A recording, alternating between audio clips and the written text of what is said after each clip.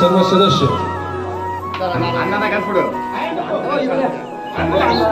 त्यांच्या समवेत माननीय श्री दिनकर अण्णाजी पाटील, आचार्य प्रश्री सुकेनेकर बाबाजी, उपाध्यक्ष नाशिक जिल्हा महानुभाव परिषद, परमपूज्य भागवताचार्य महंत चिरडे बाबाजी निफाड, ही सर्व मंडळी आजच्या कार्यक्रमाचे अध्यक्ष व अखिल भारतीय महानुभाव परिषदेचे अध्यक्ष यांचं स्वागत या ठिकाणी संपन्न करत आहेत. आपण टाळ्यांच्या गजरामध्ये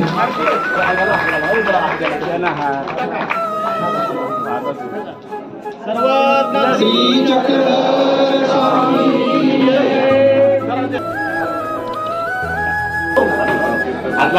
सर्वज्ञ श्री चक्रधर स्वामी की जय, श्री दत्तात्रेय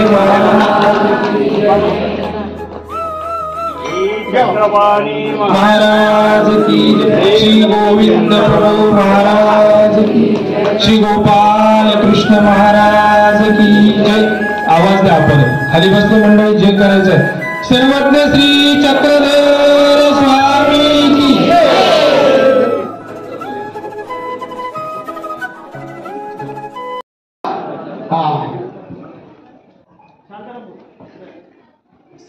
आज अखिल भारतीय मानव परिषदेच्या माध्यमातून नाशिक जिल्हा मानव परिषदेच्या वतीनं आज सर्वज्ञ श्रीच्या अरे थांबा ना हो भाऊ, बसून घ्या आता, तू बसून घे, गडबड नको आता. सर्वज्ञ श्री चक्रधर स्वामींची जयंती साजरी होत असताना खूप आनंद आहे. खरं तर आजच्या कार्यक्रमाचे अध्यक्ष, अखिल भारतीय मानव परिषदेचे अध्यक्ष मोठे बाबा विंदोज बाबा आज अध्यक्ष आहेत. या कार्यक्रमासाठी अखिल भारतीय मानव परिषदेचे उपाध्यक्ष परमपूज्य परमहंत सुकेनकर बाबा, भागवताचार्य चिरडे बाबा, नागरे बाबा, संपूर्ण व्यासपीठ वरील साधू संत महंत तपस्विक वासनिक, त्यानंतर अरुण नागरे साहेबराव आव्हाड, सरपंच शांताराम खांदवे, सरपंच गोविंद डंबाळे, उपसरपंच बाळासाहेब लांबे, आपण समोर बसलेले सर्व साधू संत महंत तपस्वी आणि वासनिक ज्यांनी कार्यक्रम आयोजित केला, ते नाशिक जिल्हा मानव परिषदेचे अध्यक्ष मराठे बाबा, वालेराज बाबा, त्यांचे सर्व सहकारी आणि या मंदिराची खरोखर चांगली, अतिशय चांगली जोपासना करणारे बाळकृष्ण लोणारकर बाबा, अशोक कस्तुरे, दत्तूजी जोंधळे, त्यांची सर्व टीम, नाटे असतील सर्व टीम, या सर्व टीमचं खरं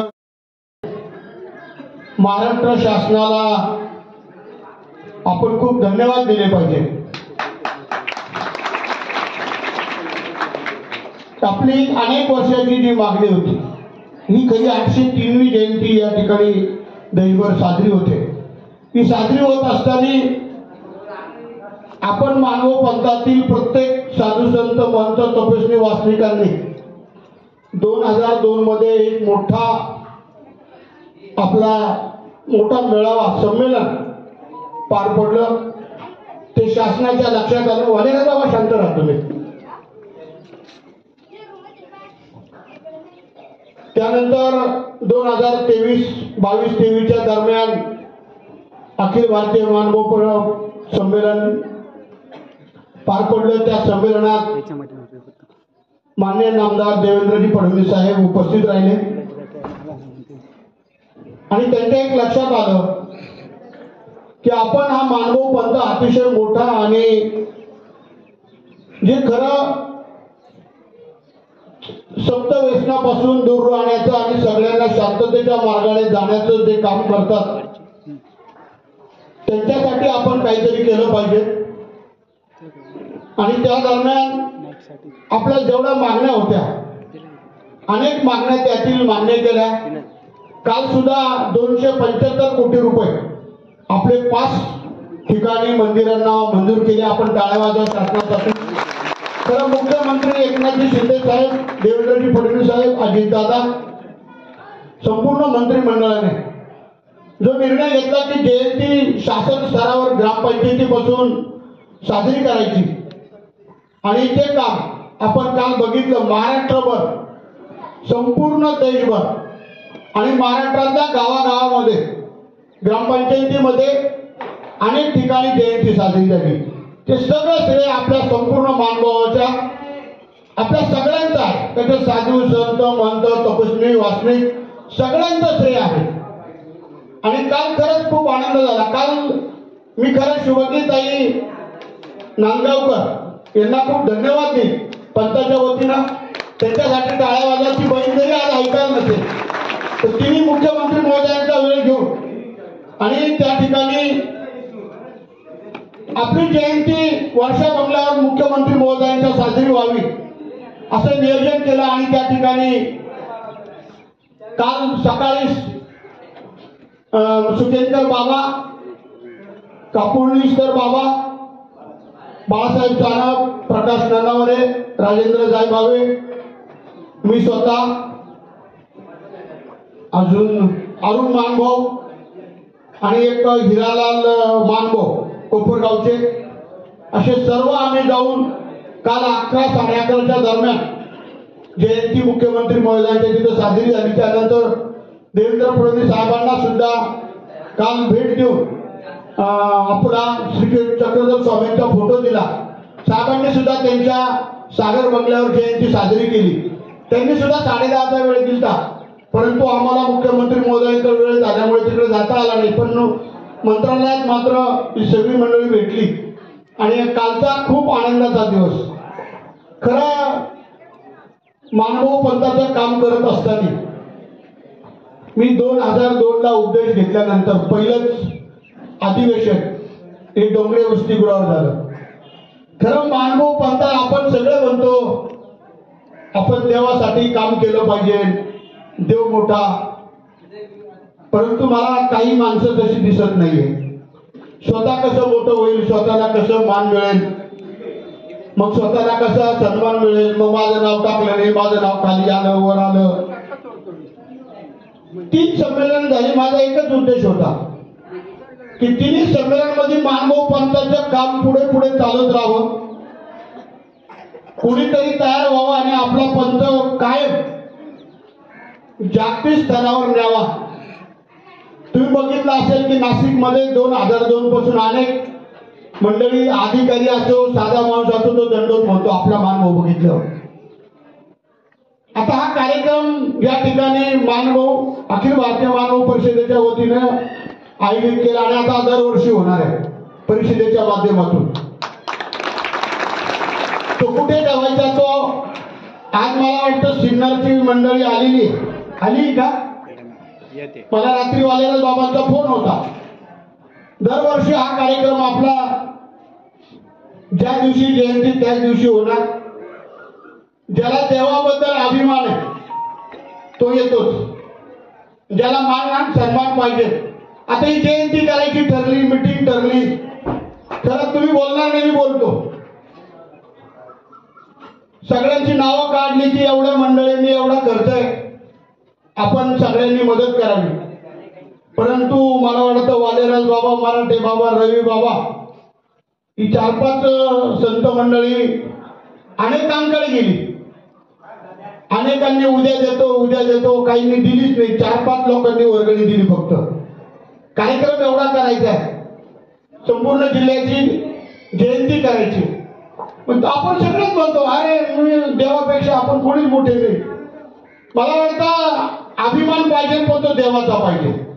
स्वतःचा अभिमान नसणारी माणसं ती कधीच मानव पंथाची होऊ शकत नाही. ज्यांना स्वतःला मानपान पाहिजे ना तो कधीच मोठा होऊ शकत नाही. आणि देव त्याला मोठा होऊ देणार नाही. कामातून माणूस मोठा होत असतो, कामातून होतो. तुम्ही चांगलं काम करा, तुम्ही आपोआप मोठे व्हाल. श्री चक्रधर स्वामींनी जे कार्य केलं 803 वर्षापूर्वी, आज आपल्याला सांगावं लागतं का आपल्यासारखे अनेक अनुयायी, अनेक भक्त आहेत, त्यांची जयंती छोट्या प्रमाणात का होईना करतातच, परंतु एवढ्या मोठ्या कार्यक्रमामध्ये सगळ्यांनी उपस्थित राहिलं पाहिजे. आणि ज्या ज्या माणसांना आपण मान देतो त्या मंडळींनी मदत केली पाहिजे, स्वतःहून केली पाहिजे देवासाठी मदत. प्रत्येक ठिकाणी जेव्हा आपल्याला वाटतं ना का मला मान मिळावा, तर मग त्या ठिकाणी आपण आपला हात सुद्धा पुढे केला पाहिजे. गुजरातच्या कार्यक्रमात असंच झालं. तो कार्यक्रम मला जर निवडणूक लढायची होती तर मी इगतपुरी, शिन्नर, त्र्यंबक, नाशिकमध्ये ठेवला असता. परंतु मी देवासाठी गुजरातला बाबा कार्यक्रम ठेवला. तुम्ही बघितलं त्या ठिकाणी अनेकांनी तो कार्यक्रम होऊ नये म्हणून अनेकांनी वर्गणीच देऊ नये म्हणून फोन करायचे. परंतु देव कार्यक्रम करून घेत असतो. तो काही दिनकर पाटलांनी नाही केला, तो देव करून घेत असतो. 3 संमेलनं केली. 3ही संमेलनात मी कधीच मला मान मिळावा असा उद्देश ठेवला नाही. परंतु दुःख वाटतं की जेव्हा आपली माणसं, मोठी माणसं असतात त्यांच्याकडे जातात, त्या माणसांना फक्त मान पाहिजे, माझं नाव पाहिजे. आणि मग नसेल तर मग मला धर्म गेला आणि चक्रधर स्वामी गेले, अशा पद्धतीची काही माणसं. हे काही बरोबर नाहीये. सगळ्यांनी धर्मासाठी काम केलं पाहिजे, पुढं आलं पाहिजे. देवदेव म्हणतात मग देवासाठी आपला 1 पैसा का होईना त्या ठिकाणी आपण त्या कार्यक्रमाला योगदान दिलं पाहिजे, तो कार्यक्रम पुढे गेला पाहिजे. परंतु असं करताना दिसत नाही. आणि अजून आणखी मोठ्या दुःखाची बाब आहे, तिथे माझे बाबा येणार आहे का नाही? माझे बाबा येत असेल तरच मी येतो तिथं. माझे बाबा नाही तर मला जायचं नाही, अशी काही माणसं आहे. अरे धर्म देवापेक्षा कोण मोठं आहे? आपण साधू संतांना सन्मानच देतो, परंतु देवापेक्षा कोणीच मोठा नाही, देव मोठा. आपले बाबा जरी असले तर मी अनेक बघितले लोक किती म्हणते मा बाबा आला का नाही तिथं, मा बाबाचं नाव आहे का नाही, मा बाबाने म्हणजे देवाकडे जायचं नाही, त्या जयंतीला जायचं नाही, त्या कार्यक्रमाला जायचं नाही. अशी काही माणसं आहे धर्मामध्ये. माझं एवढं मी 2002 पासून बघतो, पण फक्त बघत राहावं लागतं. काही माणसांची आता ते पत्रिकेत नाव 700-800, त्यातली किती माणसं आली इथं? ज्यांचे एवढे नाव आहे सगळ्यांना पत्रिका दिली. आता माझं तर नाव काही नाही, काही टाकतीच नाही तरी मी राग भरत नाही. धर्माचं काम करत असताना मला कोणतं आयुष्यामध्ये चुकी झाली मी कधीच करणार नाही. मी माझ्या बाबाला सांगितलं सगळ्यांची नावं टाका, कोणाचं नाव राहता कामा नये. पण माझं अनेक ठिकाणी नाव नाही टाकते, मी राग नाही भरत. जाऊ त्यांचा धर्म त्यांच्याजवळ, त्यांना माझ्याबद्दल काय प्रॉब्लेम असेल तर मला माहित नाही, पण मला कोणाबद्दल प्रॉब्लेम नाही, कारण मी हे देवाचं कार्य करतोय. याच्यात राजकारण आणायची गरजच नाही. काय राजकारण आणताय? देवामध्ये राजकारण आणता लोक. आणि याचं नाव टाकायचं नाही, त्याचं नाव टाकायचं नाही, याला बोलवायचं नाही, त्याला बोलवायचं नाही. आपण तर सगळ्यांच्या बाबांना सांगतो, कोणताही कार्यक्रम असो, बाबा तुम्हाला काही बोललो काय तर नाव टाकू नका, त्याचं नाव टाकू नका. सगळ्यांना मान सन्मान द्या. अहो धर्मासाठी काम करा. धर्म मोठा आहे, देव मोठा आहे. आणि मी त्या दृष्टिकोनातूनच हे काम करत राहतो, करीत राहील. माझ्याकडून कधी चुकी होणार नाही. 3ही कार्यक्रमांमध्ये अग्रेसिव्ह भाग घेऊन मला किती त्रास झाला तरी मी केलं ते काम. आणि आता इच्छा नाही होत की संमेलन द्यावं म्हणून. अरे आपलीच माणसं फोन करता पैसे देऊ नका म्हणून, वर्गणी देऊ नका. जर आपलीच माणसं असं करत असेल तर ती इच्छा राहिलेली नाहीये. आता जिल्ह्याचा कार्यक्रम करत जायचा, जिल्ह्यामध्ये भाग घ्यायचा, जी वर्गणी बाबा ती मी तुम्हाला देत जाईल, पण कार्यक्रम दरवर्षी झाला पाहिजे. आणि तो अखिल भारतीय मानव परिषदेचा झाला पाहिजे, त्याची नोंद घ्या. सगळ्यांनी देवासाठी काम करा, अभिमान ठेवा. स्वतःसाठी नका, देवाचा अभिमान करा. स्वतःचा अभिमान करून काय माणूस एकदाच जन्माला येतो. काय करता तुमचा अभिमान करून? स्टेजवर खाली बसला काय, वर बसला काय? अरे पण तुम्ही काम केलं तर आपण मोठे व्हाल, तुमचं लोक नाव घेतील. आता काही लोकांना नसतील सवय कोणाचं नाव घ्यायची, त्याच्यामध्ये राग मानू नये. मग आपण देवासाठी जा, देवावर डोकं ठेवा आणि आपला देव मोठा ही भावना ठेवायला एवढंच सांगायचंय. फक्त त्याच्यात राजकारण करू नका, देवामध्ये राजकारण आणू नका. जर आपल्या धर्मात राजकारण असेल तर त्याच्यापेक्षा दुर्भाग्याची गोष्ट कोणतीच नाही. तुम्ही कसा हा धर्म पुढे पुढे चालत राहायला पाहिजे, पुढे गेला पाहिजे. धर्म मोठा व्हायची मी म्हणणार नाही, धर्म मोठाच आहे, तो आपोआप चालू राहणार आहे. पण आपल्यासारखे जेव्हा कार्यकर्ते त्याच्यात भाग घेतात त्यावेळेस सगळ्यांनी त्याच्यामध्ये सहभाग घेतला पाहिजे आणि मदत केली पाहिजे. म्हणून सगळ्यांना खूप धन्यवाद बाबा. तुमच्या जिल्हा सब कमिटीला खूप धन्यवाद. आपण छान कार्यक्रम केला, ज्याला यायचंही आपण सगळ्यांना निमंत्रण दिलेलं आहे. ज्याला अभिमान असेल तो देवाचा अभिमान असेल तो येईल इथं. ज्याला देवाचा अभिमान असेल, स्वतःचा अभिमान असेल, तो माणूस कधी सक्सेस होत नाही, होणार पण नाही. म्हणून मला आपण बोलण्याची जी प्रस्तावित करण्याची संधी दिली त्याबद्दल आपला मी जिल्हा कमिटीचा आभारी आहे आणि सगळ्यांना पुन्हा एकदा दंडवत प्रणाम करतो आणि पुढील कार्यक्रम चालू ठेवा.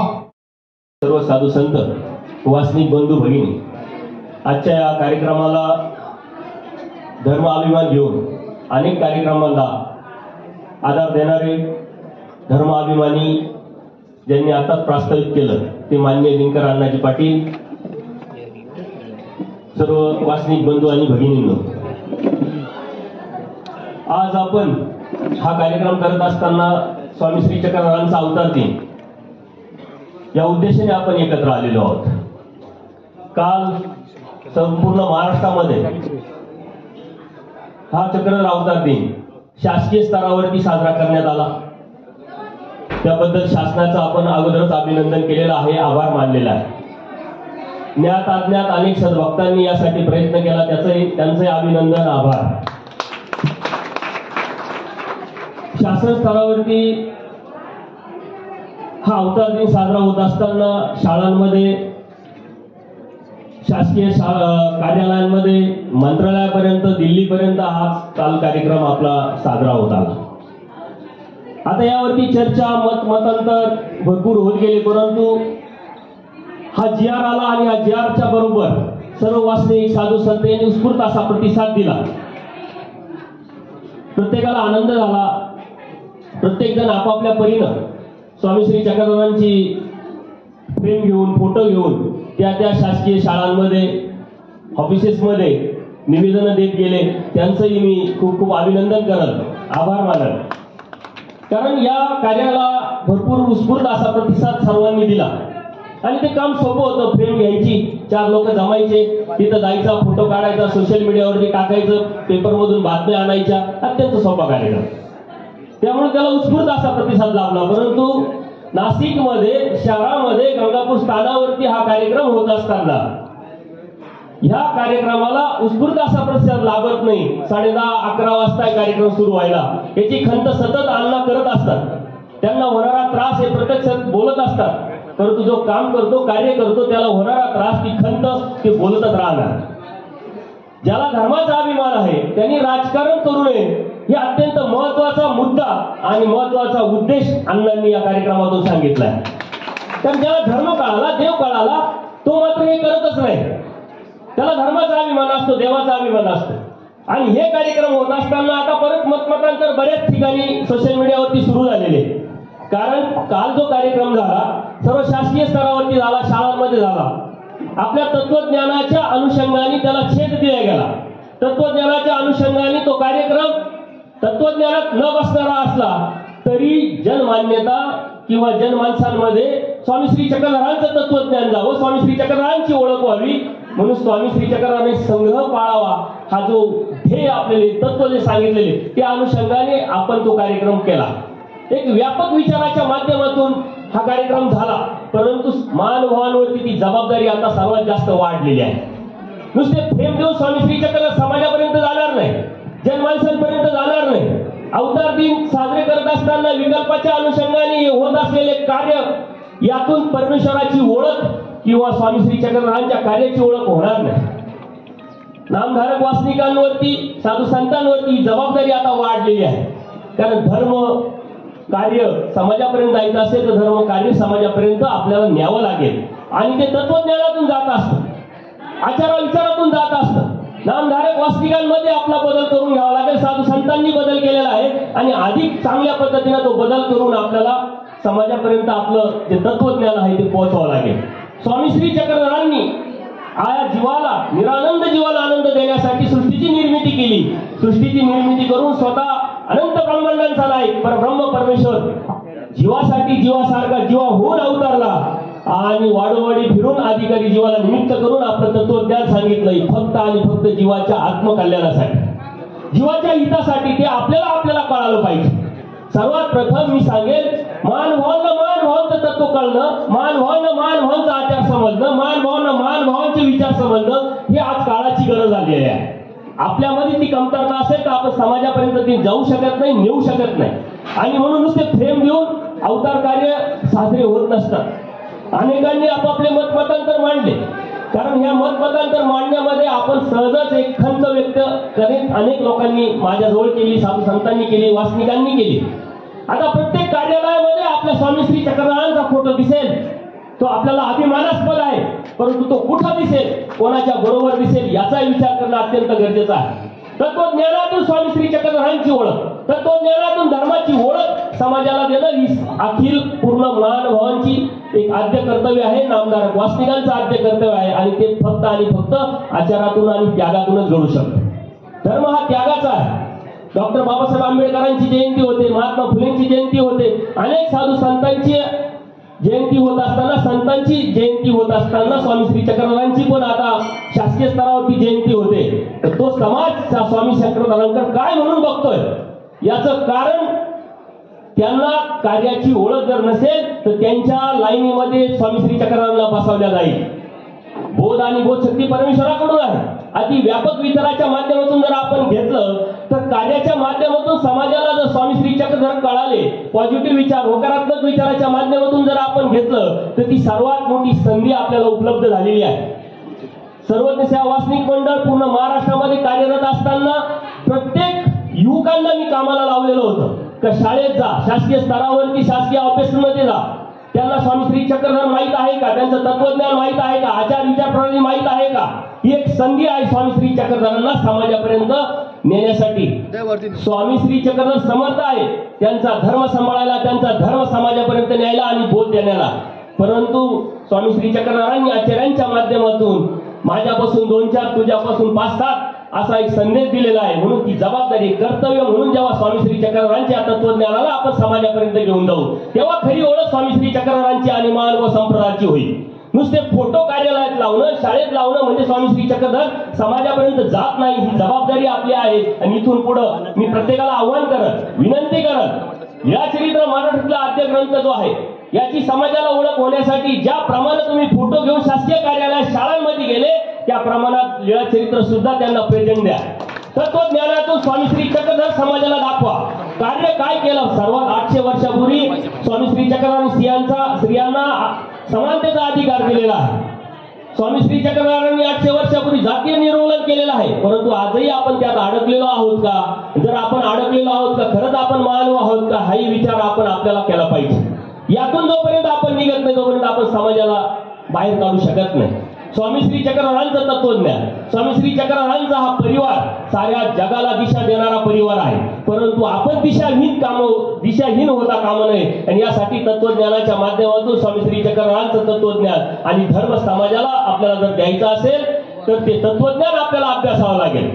स्वामी श्री चक्रधरांचं लीळाचरित्र हा मराठीतला आद्य ग्रंथ आहे. मराठीचा अभिमान घेऊन स्वामी श्री चक्रधरांनी मराठी माय माऊलीला जन्म दिला.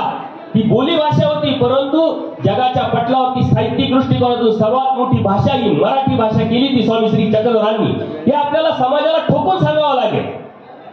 बऱ्याच शाळांमध्ये माझा जाण्याचा योग आला, हे निमित्त असतं. कधीही आपण केव्हाही कोणत्या शाळेमध्ये गेलो नाही, शासकीय स्तरावरती गेलो नाही, परंतु त्या निमित्ताच्या माध्यमातून आम्ही शाळांमध्ये गेलो. आणि शाळांमध्ये जाण्याचा उद्देश असता की शिक्षक लोक सुशिक्षित असतात, वाचनाची आवड असते. परंतु मी जिथं जिथं गेलो तिथं कोणत्याही ग्रंथालय स्वामी श्री चक्रधरांचा मराठीतला आद्य ग्रंथ लीळाचरित्र सापडला नाही, दिसला नाही. कोणत्याही शिक्षकांनी सांगितलं नाही आम्ही लीळाचरित्र वाचलंय आणि स्वामी श्री चक्रधरांना आम्ही जाणतो. कोणीही सांगितलं नाही. ही आपली खंत आपण व्यक्त केली पाहिजे. आपल्या स्टेजवरती, आपल्या कार्यक्रमामध्ये आपण सतत भाषण करत असतो. आपलं स्वामी श्री चक्रधरांचं तत्वज्ञान इतकं मोठं आहे, धर्म इतका मोठा आहे, आचार इतका मोठा आहे, त्याग इतका मोठा आहे. परंतु ज्या वेळेस आपलं तत्वज्ञान इतरांच्या स्टेजवरती बोलल्या जाईल तेव्हा खरा मानवांचा हा लढा, वैचारिक लढा यशस्वी झाल्याशिवाय राहणार नाही. कितीतरी स्टेजवरती तुम्ही इतर स्टेजवरती जाण्याचा मला योग आला, साधू संतांना योग येतात. महंत चिरडे बाबा अनेक कार्यक्रमांमध्ये इतरांच्या ठिकाणी जात असतात. त्यांना विचारा, मला विचारा, कोणत्याही अन्य लोकांच्या कार्यक्रमामध्ये स्वामी श्री चक्रधरांचा दृष्टांत, लीळा, वचन सांगितल्या जात नाही. तेव्हा ते आमच्याकडेच एवढं आहे तर तुमचं आम्ही का भांडवल घ्यावं. आणि मानवांनी सुद्धा अभिमान घेणं गरजेचं आहे की आपल्याकडे काय कमी आहे काय. आपण अभ्यास करत असताना सारा आयुष्य जाईल. ज्या मराठी माय माऊलीला साहित्याच्या दृष्टिकोनातून अत्यंत भक्कमपणे स्वामी श्री चक्रधरांनी केलं, आपण इतरांच्या का कुबड्या घ्याव्यात? आपण आपलं तत्वज्ञान समाजापर्यंत मांडत असताना अत्यंत आत्मविश्वासाने तत्वज्ञानाच्या माध्यमातून, आचारा विचाराच्या माध्यमातून, त्यागाच्या माध्यमातून सांगितलं गेलं पाहिजे. आणि हे सांगताना मी तसा आहे का याचा मी पण विचार केला पाहिजे. ज्यावेळेस माझ्यामध्ये नैतिकता निर्माण होते त्यावेळेस मी सांगू शकतो. माझ्यामध्ये नैतिकता निर्माण झाली तर त्याचा प्रभाव पडू शकतो. म्हणून आपल्याला कोणाच्याही कुबड्यांची गरज नाही. स्वामी श्री चक्रधरांचे तत्वज्ञान इतकं सदन आहे, इतकं मोठं आहे, जगाला दिशा देणार आहे. जगामध्ये सर्वात जास्त युनिव्हर्सिटी, विद्यापीठांमध्ये सर्वात जास्त PhD स्वामी श्री चक्रधरांच्या तत्वज्ञानावरती केल्या जातात. कितीतरी शिक्षकांनी PhD करून शिक्षक झालेले आहे. परंतु अन्य लोक धर्माचा अभ्यास करत असताना फक्त त्या तत्वज्ञानाला मानव संप्रदायाची एक चौकट त्यांनी टाकलेली. या चौकटीच्या बाहेर तत्वज्ञानाच्या माध्यमातून, आचाराच्या माध्यमातून मानभावच नेऊ शकतो आणि ते मानभावांनी नेलं पाहिजे. मी जेव्हा मानभाव शब्द म्हणतो तेव्हा विशिष्ट साधू संतांना मी म्हणत नाही. प्रत्येक इथला नामधारक असेल, वासनिक असेल, साधू संत असेल, तपस्विनी असेल, या मानभाव या शब्दामध्ये प्रत्येक जण येतो. आणि ही ओळख देण्याचं काम आपण आपले जिथं आहे आपण तिथं केलं पाहिजे. ज्याप्रमाणे 5 सप्टेंबरला कार्यक्रम घोषित झाला आणि प्रत्येक जण आपापल्या पद्धतीने अत्यंत उत्स्फूर्तपणे पैशाचा विचार न करता स्वतःची खिशातला पैसा काढून फ्रेम विकत घेऊन निवेदन देऊन त्या ठिकाणी जे गेले त्यावेळेस आपल्याला, मी ज्या ठिकाणी राहतो, माझ्या जवळची शाळा असेल, माझ्या जवळचे शासकीय ऑफिसेस असेल, तिथं महिन्यातून एकदा जाऊन त्यांचा सत्संग न घेता त्यांना स्वामी श्री चक्रधरांच्या तत्वज्ञानाची ओळख देणं हे आपलं आद्य कर्तव्य आहे. आणि जर तसं दिलं तर शासनाने निर्माण केलेला आहे, काढलेला आहे, त्याचा फायदा होईल. अन्यथा स्वामी श्री चक्रधरांचं तत्वज्ञान हे बासनात गुंडाळलं जाईल. कडिकुलपात होतं ते कडिकुलपात राहील आणि वेगळ्या पद्धतीने समाजापर्यंत धर्म जाईल. त्याचं सर्वात दुःख आपल्याला राहील. बोध आणि बोध शक्ती परमेश्वराकडून आहे. व्यापक दृष्टिकोनातून विचार केला तर कोणाला कधी, केव्हा, कुठं, कधी परमेश्वराला जोडायचा आणि बोध द्यायचा आणि परमेश्वराला परमेश्वर म्हणून परमेश्वराकडून जाणीव करून द्यायची. हे परमेश्वराचं कार्य परमेश्वर करा. परंतु आपलं काही कार्य आहे का नाही, आपलं काही कर्तव्य आहे का नाही, आपली काही ड्युटी आहे का नाही, आणि याचा अभिमान घेऊन अनेक नाशिकमध्ये अनेक राजकीय जे क्षेत्रातले लोक आहेत त्याचा अभिमान घेऊन हे कार्यक्रम वेळोवेळी करत आले. नाशिकमध्ये अण्णांनी सांगितलं, नाशिकमध्ये 2 संमेलन झाले अत्यंत मोठ्या प्रमाणात. गुजरातला मोठ्या प्रमाणात संमेलन झाले आणि आता ते म्हणतात आता संमेलन मी घेणारच नाही, मानवांच्या कार्यक्रमाला तुम्ही स्पर्शच करू नका आणि मला तुम्ही सांगूच नका. याचं कारण काय?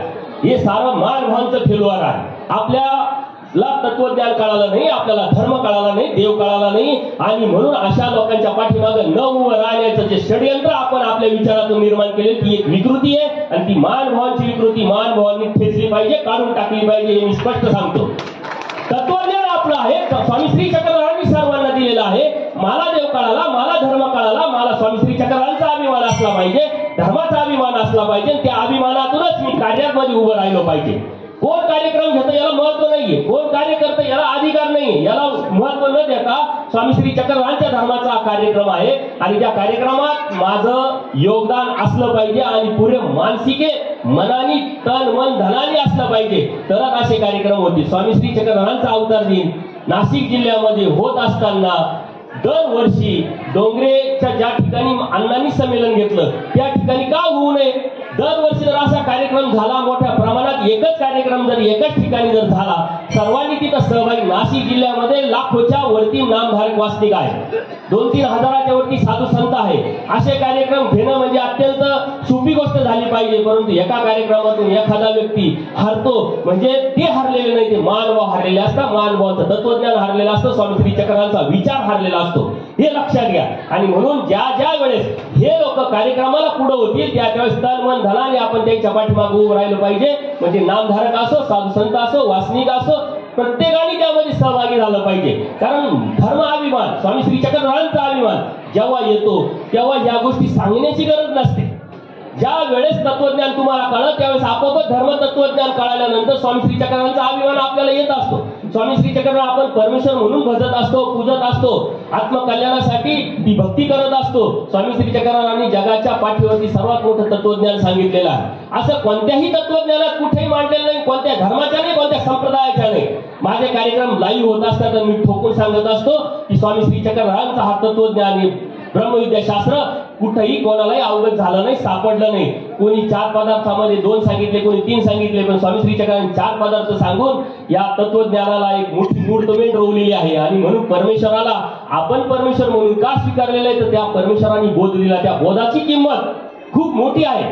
ती किंमत त्याची किंमतच होऊ शकत नाही. आणि म्हणून तो आपल्याला भेटलेला आहे. आपल्याला बोध भेटला म्हणून आपल्याला देव कळाला, आपल्याला देव कळाला म्हणून आपण परमेश्वराची भक्ती करतो. पण हे करत असताना जर अविचार आपल्यामध्ये असेल, नकारात्मक विचारधारा आपल्यामध्ये असेल, दुसऱ्याविषयी दोष आपल्यामध्ये असेल, दुसऱ्याविषयी वाईट विचार आपल्यामध्ये असेल, समाजाकडे पाहण्याची दृष्टी आपली जर चुकीची असेल, तर आपण महान होऊ शकत नाही आणि स्वामी श्री चक्रांचे पाईक सुद्धा होऊ शकत नाही. तर आपल्यामधला बदल हा आपल्याला परमेश्वरापर्यंत घेऊन जात असतो. परमेश्वराला बदलाची अपेक्षा आहे. पूजनीय माईंभट 18 पुराण, वेद, शास्त्र, भास्कर शास्त्र जाणते होते. 21-60 भाज्या खाणारे श्रीमंत ब्राह्मण ज्यावेळेस बोध झाला त्यांच्यामध्ये किती बदल झाला. तो बदल होता होता एका मातंगाला दंडोत घालण्यापर्यंत गेला. नुसता मातंगाला दंडोत घालण्यापर्यंत नाही गेला, तर दास्य करण्यासाठी जे स्त्रियांचं काम असतं, जे स्त्रियांचं व्यापार असतो, तो व्यापार पूजनीय माईंभटांनी स्वीकारला. चुलीची राख काढण्या इतपत नम्रता पूजनीय माईंभटांमध्ये आले. आचार्यांचं जीवनचरित्र आपल्याला बघावं लागेल, बाईसांचं जीवनचरित्र आपल्याला बघावं लागेल, महादाईसांचं जीवनचरित्र आपल्याला बघावं लागेल. त्यांनी ज्याप्रमाणे आपल्या जीवनामध्ये बदल घडून आणला आणि तो बदल परमेश्वरापर्यंत नेला, तो बदल जर आपण आपल्या जीवनामध्ये घडत असेल किंवा घडू शकत असेल, तरच आपण स्वामी श्री चक्रधरांपर्यंत जाऊ शकतो आणि त्या परमेश्वराचे भक्त आपण म्हणून घेऊ शकतो. अन्यथा आपण फक्त अवडंबर करतोय किंवा भक्तीचं स्तोम घेतलेलं, त्या स्तोंगाला इथं अजिबात महत्व नाही. स्वामी श्री चक्रधरांचं तत्वज्ञान अत्यंत स्पष्ट, पारदर्शक आहे, ठोकून सांगणारं आहे, आत्मविश्वासाने सांगणारं आहे. तर आपलं तत्वज्ञान आपण समजून, आपण जाणून, आपण समाजापर्यंत नेणं हे आपलं आद्य कर्तव्य आहे. वेळेअभावी मी थोडंसं थांबवतो, सूचना यायच्या अगोदरच मी थांबवतो. अखिल भारतीय महानुभाव परिषद, त्याचप्रमाणे नाशिक जिल्हा यांचे अध्यक्ष परमपूज्य परमहंत मराठी बाबाजी, वालेनाथ बाबाजी, सर्व आयोजक साईनाथ बाबाजी, परत प्रवीण दादाजी, त्यांनी सर्वांनी हा कार्यक्रम आयोजन केला. आणि मी कालच खंत व्यक्त केली, तुम्ही कार्यक्रम ओढला, आमच्यापर्यंत कुठं काही आणलंच नाही म्हटले. म्हणजे छोटा कार्यक्रम, त्याच्यामुळे तुम्ही रिझर्व्ह कोठा आहे, मोठ्या कार्यक्रमांमध्ये अन्न वापरत असतात म्हटले. त्याच्यामुळे तुम्हाला इथं एनर्जी वेस्ट करायची गरज नाही. कार्यक्रम छोटा असल्यामुळे, परंतु छोटा असो मोठा असो धर्माचा आहे म्हणून तो मोठा आहे, हे आपण अभिमान घेऊन इथं आलो पाहिजे. त्यांचे मी खूप खूप आभार मानल की त्यांनी मला बोलण्याची संधी दिली. धन्यवाद. दंडोत प्रणाम, दंडोत प्रणाम. उपस्थित सर्व नवीन आपण थोडे पुढे सरकायचं आहे. मागून येणारी जी मंडळी आहे त्यांच्यासाठी जागा उपलब्ध होईल. मंदिरामध्ये जी मंडळी असतात वंदन करण्यासाठी, त्यांनी आवाज न करता आपलं स्थान वंदन करायचं आहे. आदरणीय श्रद्धे प्रातस्मरणीय बाबाजी. सच्चिदानंद रूपाय विश्वोत्पत्त्यादि हेतवे तापत्रय विनाशाय श्रीकृष्णाय वयं नमः. श्रीकृष्णाय वयं नमः. श्री गोपाल कृष्ण भगवान की जय. सर्वज्ञ श्री चक्रधर स्वामी की जय.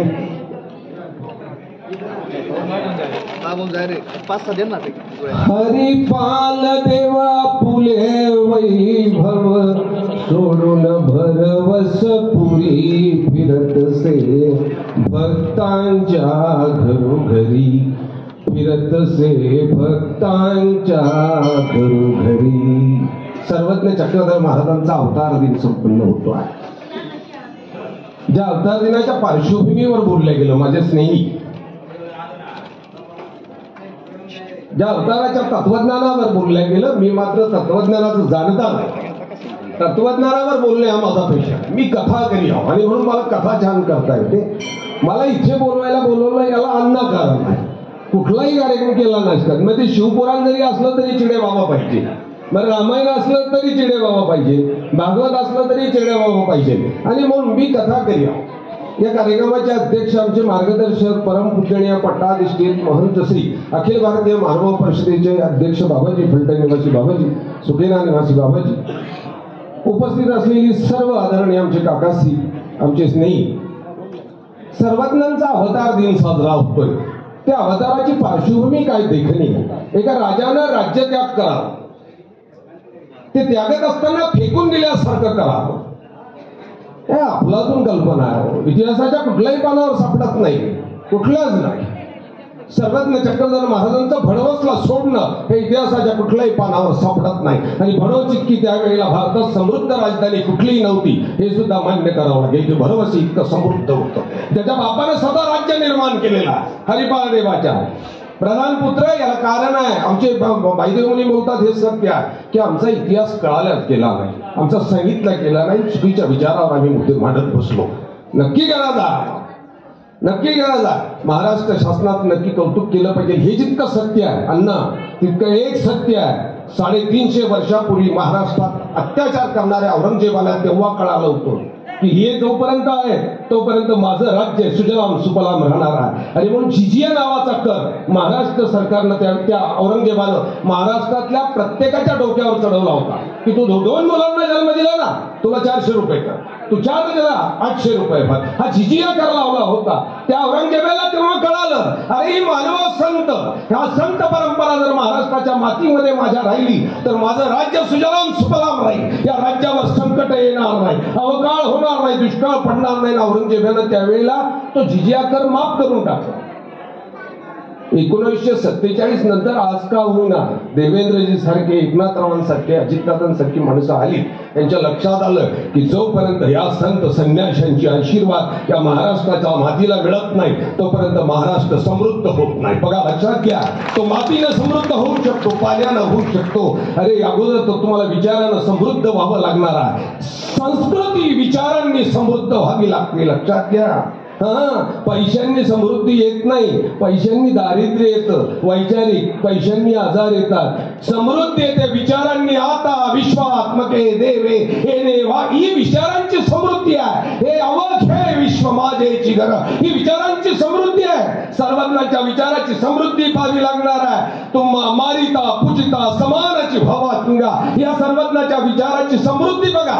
तुम्हाला मानणारा आणि पूजा करणारा दोन्ही समान वाटला पाहिजे. दोघांबद्दलची समता तुमच्या दृष्टिकोनात असली पाहिजे. तुम्ही मुंगीला अधिकार दिला. समर्थ रामदासांची सूत्र बघा. हे बाबा रे तू तुझं घर नावावर करून घेण्याचा कशाला दुराग्रह करतो रे, कशाला दुराग्रह करतो. ते घर तुझं होऊ शकत नाही. तू उतार्यावर तुझं नाव लावतो ना त्यावेळेस त्या उतार्यावर मुंगळ्याचंही लावलं, मुंगीचंही लाव, पालीचंही लाव, सरड्याचंही लाव, डेंकुणाचं लाव. रामदास सांगतात डेंकुन म्हणती हे घर माझे. त्या डेंकुन सुद्धा त्या घरात राहून सांगते हे घर माझं आहे. मुंग्या म्हणती हे घर माझे, झुरळ म्हणती हे घर माझे, पाली म्हणती हे घर माझे. हे सर्व अवघ विश्व सर्वज्ञांच्या विचारांची समृद्धी जेव्हा येईल ना तेव्हा असं वाटतं की या प्रत्येक संतांनी आमच्या सर्वज्ञांचा छोटा छोटा विचार घेतला. चोरला नाही म्हणता येणार. ते दिलेला सर्वज्ञांनी दिलेला विचार तमाम मानव जाती करता दिलेला.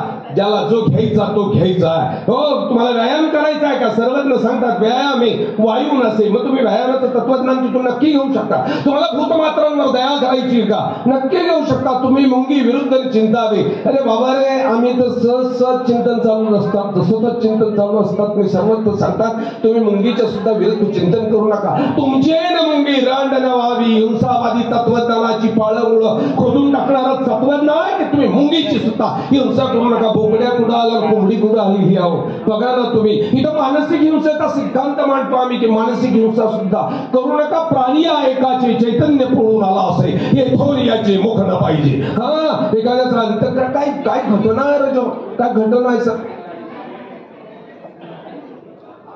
12ला 10 कमी अन्नाजी किती वेळ बोलायचं. कॅसेट आहे आणि तुम्ही तिथं बसल्या थांबतच नाही. त्याच्या अगोदर सांगा कधी थांबायचं. बरोबर थांब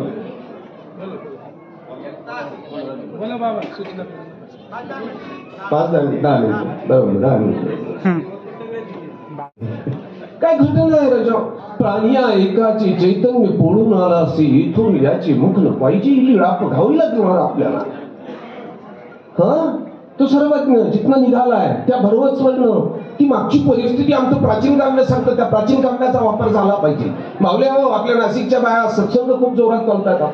सत्संगामध्ये आमची काकाजी सत्संग चालतात. प्राचीन काव्याचा विचार होणं गरजेचं आहे. हरिपाळा निजनाथा राम यात्रे नेम केला किंवा नदी अलंकार म्हणून माझा विठा आला हरिफळा निजनाथा राम यात्रे नेम केला. ही प्राचीन काव्य आहेत. या प्राचीन काव्यात आपल्या महानुभावांची प्रत्येक लीला समजवण्याची एक आपलातून पद्धत आहे. हो काय ते सौंदर्य, त्या मूर्तीचं सौंदर्य सांगत असताना एक ग्रंथ तयार होतोय. हो मांडावा लागेल तुम्हाला. सर्वज्ञांच्या एका हातावर जर प्रवचन करायचं असेल, वाईदेव मुनी म्हणतात ते सत्यच आहे. त्याला नाईलाज आहे उसनवारी करायची. उसनवारी करावी लागते, त्याला नाईलाज आहे. आपलंच नाही ना. आम्ही भागवत करतो म्हणजे काय होतं, 20% महानुभाव असतात, ते 80% इतर संप्रदायिक असतात. आणि मग इतर संप्रदायकाच्या तत्वज्ञानातून आम्हाला सर्वज्ञ चक्रधर महाराजांचा विचार त्याही पेक्षा किती मोठा आहे हे दाखवण्याकरताची ती संधी असते ना. आम्ही त्या संधीचा बरोबर फायदा उठवतो. अगदी 80% लोकांच्या पुढे सर्वज्ञांचा विचार हा सर्वश्रेष्ठ कसा आहे, मानवतेच्या कल्याणाचा आणि या मातृभूमीच्या समाधानाचं नक्की समजावण्यात येणार. त्यामुळे उसनवारी करावी लागते. मूर्ती प्रकाश नावाचा ग्रंथ माहितीच नाही. मूर्ती प्रकाश नावाचा ग्रंथ महानुभावांचा असा आहे की जिथे त्या रोमावळी जी अंगावरची ती किती देखणी होती. सर्वज्ञांची ती रोमावळी किती सुंदर दिसत होती. हो त्याचं नाक कसं होतं, त्यांची भवया कशा होत्या, त्यांचे ओठ कसे होते, त्यांच्या अंगुल्या कशा होत्या, त्या अंगुल्यावरची नखं कशी होती, त्यांच्या बाहू कशा होत्या, त्यांची पावलं कशी होती, त्यांच्या डोळ्यातनं जीवमात्राबद्दलची वाहणारी ती अपार करुणा कशी होती. या मूर्तीचं वर्णन करणारं ते मूर्ती प्रकाश ग्रंथ, त्याचं वर्णन मला सांगा ना तुम्ही. हे सर्व आपलातून महानुभाव यांच्या विचाराचं जिथून प्रेरणा निघाली आहे ना, ज्या भरवच वर्णन, त्या भरवतचाही बघा ना, इतिहास बघा ना. भरवतसाठी आपण प्रयत्न केली, अण्णांचं दुःख अगदी स्वाभाविक आहे. भरवतसाठी प्रयत्न होत असताना मला असं वाटतं तेवढी ताकद आपल्याला पुरवता आली नाही. बरोबर. आर्थिक ताकद निर्माण होऊ शकते कदाचित, परंतु मानसिक ताकद आपल्याला बळ पुरवता आलं. परंतु तरी आपण मागे 800 वर्षानंतर का होईना महाराष्ट्रात आज जयंती साजरी होते सरकारच्या वतीने. काही हरकत नाही. मंदिरात शाळेमध्ये किमान सर्वज्ञांचा फोटो जाऊन राहिला, हेही काही कमी नाही. नक्कीच हे सुद्धा महानुभाव यांचं यश आहे. नाशिक जिल्ह्याचं थोडंसं जास्त यश आहे. या यशामध्ये नाशिक जिल्ह्याचा वाटा थोडासा जास्त आहे. नक्कीच आहे. काय दिगणी लिहिणार प्राणिया एकाचे चैतन्य पोळून आला असे येथून याचे मुख न पाहिजे. हा सर्वज्ञांचा शिष्य नदीवर गेला, गंगेवर कपडे धुत असतानाच एक दुसराही संन्यासी आला, तोही कपडे धुवायला लागला. या सर्वज्ञांच्या शिष्याने विचारलं, का तुमच्या गुरूंचं नाव काय? तरी झालं आमच्या गुरूंचं नाव परमाणू अनुभव दे. सर्वज्ञांचा शिष्य मात्र हसला, सांगितलं का तुमच्या गुरूंना परमाणू एवढाच अनुभव? वाईट वाटलं हो, वाईट वाटलं हो. परमाणू अनुभव देवाच्या शिष्याला. कपडे कसे दे आवरले, गेला मठात. हा सर्वज्ञांचा शिष्याची कपडे धुणं झालेली आहे. निघाला. बाईसांना स्वामी झाले, बाई दरवाजे बंद करा मठाचे. बाईसांनी विचारलं, प्रभू असं काय घडलं?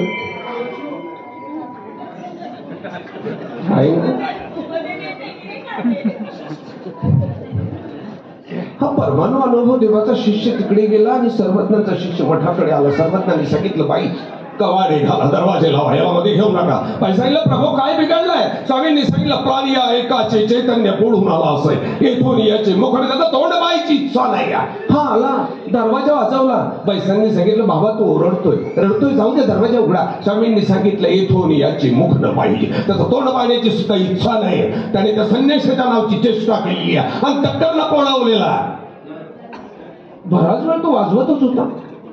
बाईसांनी सांगितलं, प्रभू त्याला काहीतरी शिक्षा पण करा, त्याला मदत घ्या. आता स्वामींनी सांगितलं, मी शिक्षा देणारा कोण आहे? त्याला सांगा, जा अंगाला शेण माती लावून जा, परमाणू अनुभव देवाजवळ माफी माग. परमाणू अनुभव देव तुला क्षमा करणार असतील ना, तर मग मी मठात घेईल. तो निघाला, अंगाला शेण माती लावली आणि निघाला, हात जोडून निघालाय परमाणू अनुभव देवाच्या दर्शनाला माफी मागायला. रडत निघालाय, डोळ्यात पाणी आहे. समोर परमाणू अनुभव देवक्ती 50 शिष्य घेऊन सर्वज्ञाशी भांडायला निघाले होते की तुमची शिष्य तुम्ही असं शिकवलं का? आणि समोरून येणारा हा सर्वज्ञांचा शिष्य परमाणू अनुभव देवाच्या पायावर कोसळला. त्यांनी उठवला, अरे उठ, कोण असतो? त्या शिष्याने सांगितलं, महाराज हाच तो, तुमच्या नावाची हेटाळणी करणारा हाच तो. त्याच्या अंगाकडे पाहिलं, त्या सर्वज्ञांच्या शिष्याला हात जोडून सांगितलं, महाराज तुम्ही मला क्षमा केली नाही ना, माझा देव मला घरात गेला, माझं तोंड पाहायचे सुद्धा माझ्या देवाची इच्छा नाही हो, मला क्षमा करा. माझ्याकडे अज्ञानानं घडलेला तो प्रकार आहे, मला क्षमा करा. परवानो अरे हो देव गहिवरले की देव श्रीचक्रधर एवढा मोठा हाताला धरलं सर्वज्ञांच्या मठापर्यंत घेऊन आले प्रभूला हात जोडले सांगितलं दया करा अज्ञान आहे रे चुकला तो अज्ञान आहे चुकला बा त्याला तुझ्या सान्निध्यात घेऊन टाक म्हणून आणि सर्वज्ञांनी त्या शिष्याला घेतलंय बघा ना काय विचाराची ताकद आहे ही महाराष्ट्रात खऱ्या अर्थानं हा विचार पोहोचला पाहिजे ना कुणाचं अंतःकरण दुखवल्यानंतर सर्वज्ञांना जर इतकं वाईट वाटत असेल त्या मुंगीची निंदा केल्यानंतर सर्वज्ञांना जर वाईट वाटत असेल त्या सर्वज्ञांनी इथं सर्व अज्ञानाचा पसारा लांबलेल्या लोकांनाही मुक्त करत असताना प्रत्येक गोष्टीतनं केलं ना हो इथे चालणारी देवता भक्ती सुद्धा सर्वज्ञांनी सांगत असताना हो कर्मभूमीच्या देवता होती पर परमेश्वर नव्हेती सांगत असताना चैतन्य पर परमेश्वर तो देव श्री चक्रधर सांगत असताना सुद्धा वैर्याचा देव झाला म्हणून काही दगडे फोडावा का हा विचार सुद्धा मांडत असताना सर्वज्ञांनी ठणकावून मांडला हा त्या गंगेच्या पात्रामध्ये ती भंगलेली मूर्ती वाहत आलेली पडलेली होती आणि स्वामी श्री चक्रधर महाराजांच्या शिष्याने कपडे धुतली वाळत बसला ऊन पडलेला वाळत बसला खडकावर बसला फुटलेली ती मूर्त दिसली कमरेपासून नाही कमरेच्या वरचा भाग पाहिला हातात वाळूची खडे घेतले आणि त्या खडे मारायला सुरुवात केली मारला खडा नाकावर मारला हे तुझं नाक आहे कानावर मारला हा तुझा कान आहे डोळ्यावर मारला हा तुझा डोळा आहे हे खडे मारणंच खेळ चालला होता जोराजोरात चालला होता कपडे वाळली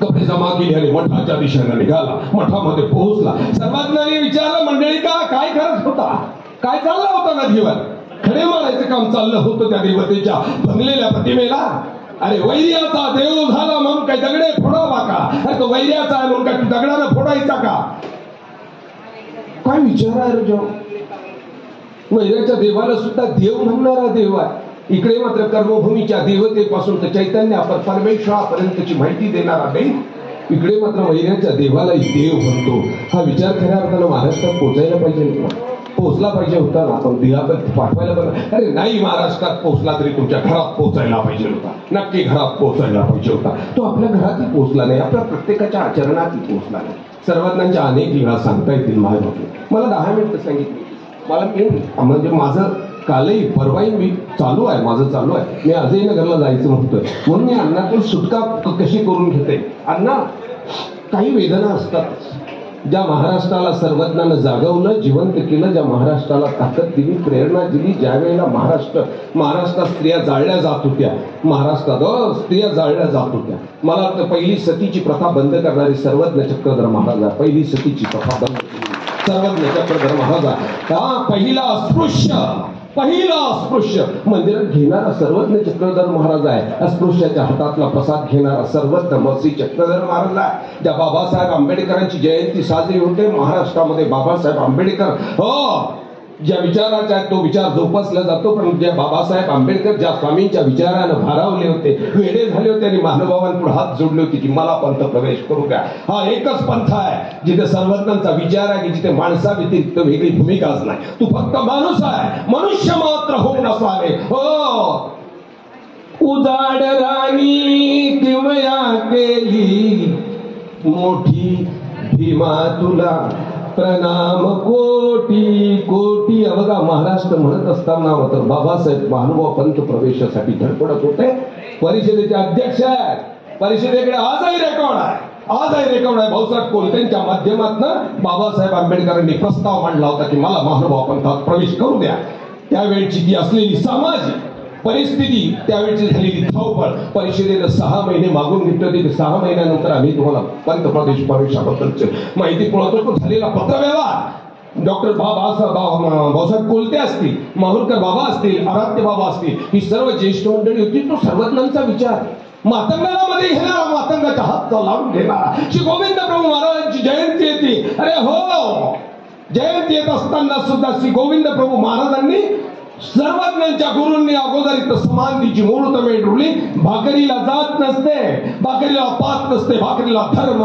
नसतो भाकरीला प्रदेश नसतो श्रीमंती नसते गरीब नसते गोविंद प्रभू चरित्रात जाऊन पाहावं लागणार आहे ही सर्व श्री गोविंद प्रभू चालले दुडू चाललेले आहेत श्री गोविंद प्रभू बाबांनाच आपलं गुरुत्व मानणारे सर्वज्ञ चक्रधर महाराज मोठ कळतं की अरे बडोच आणि श्री गोविंद प्रभू बाबांचं अंतर मोठं आहे एवढ्या अंतरात आमचे श्री हरिपादेव चालत गेले बरोबर अशा जागेवर गेले बघा तुम्ही श्री गोविंद प्रभू बाबांचं दर्शन झालेलं आहे. चावी ती थुंकी ती अशी लीळा करतायत आणि तिथे श्री गोविंद प्रभू बाबांकडे शक्तीचा स्वीकार करून स्वतःच ईश्वरीय कार्य करायला सुरुवात केली. बघा ना, हे श्री गोविंद प्रभू बाबा दुरून चाललेल्या हॉटेलची लाईन आहे, हॉटेलची इतकं कुठला तरी पदार्थ चावी ती थुंकी ती चालतायत फेकतायत, चालतायत फेकतायत.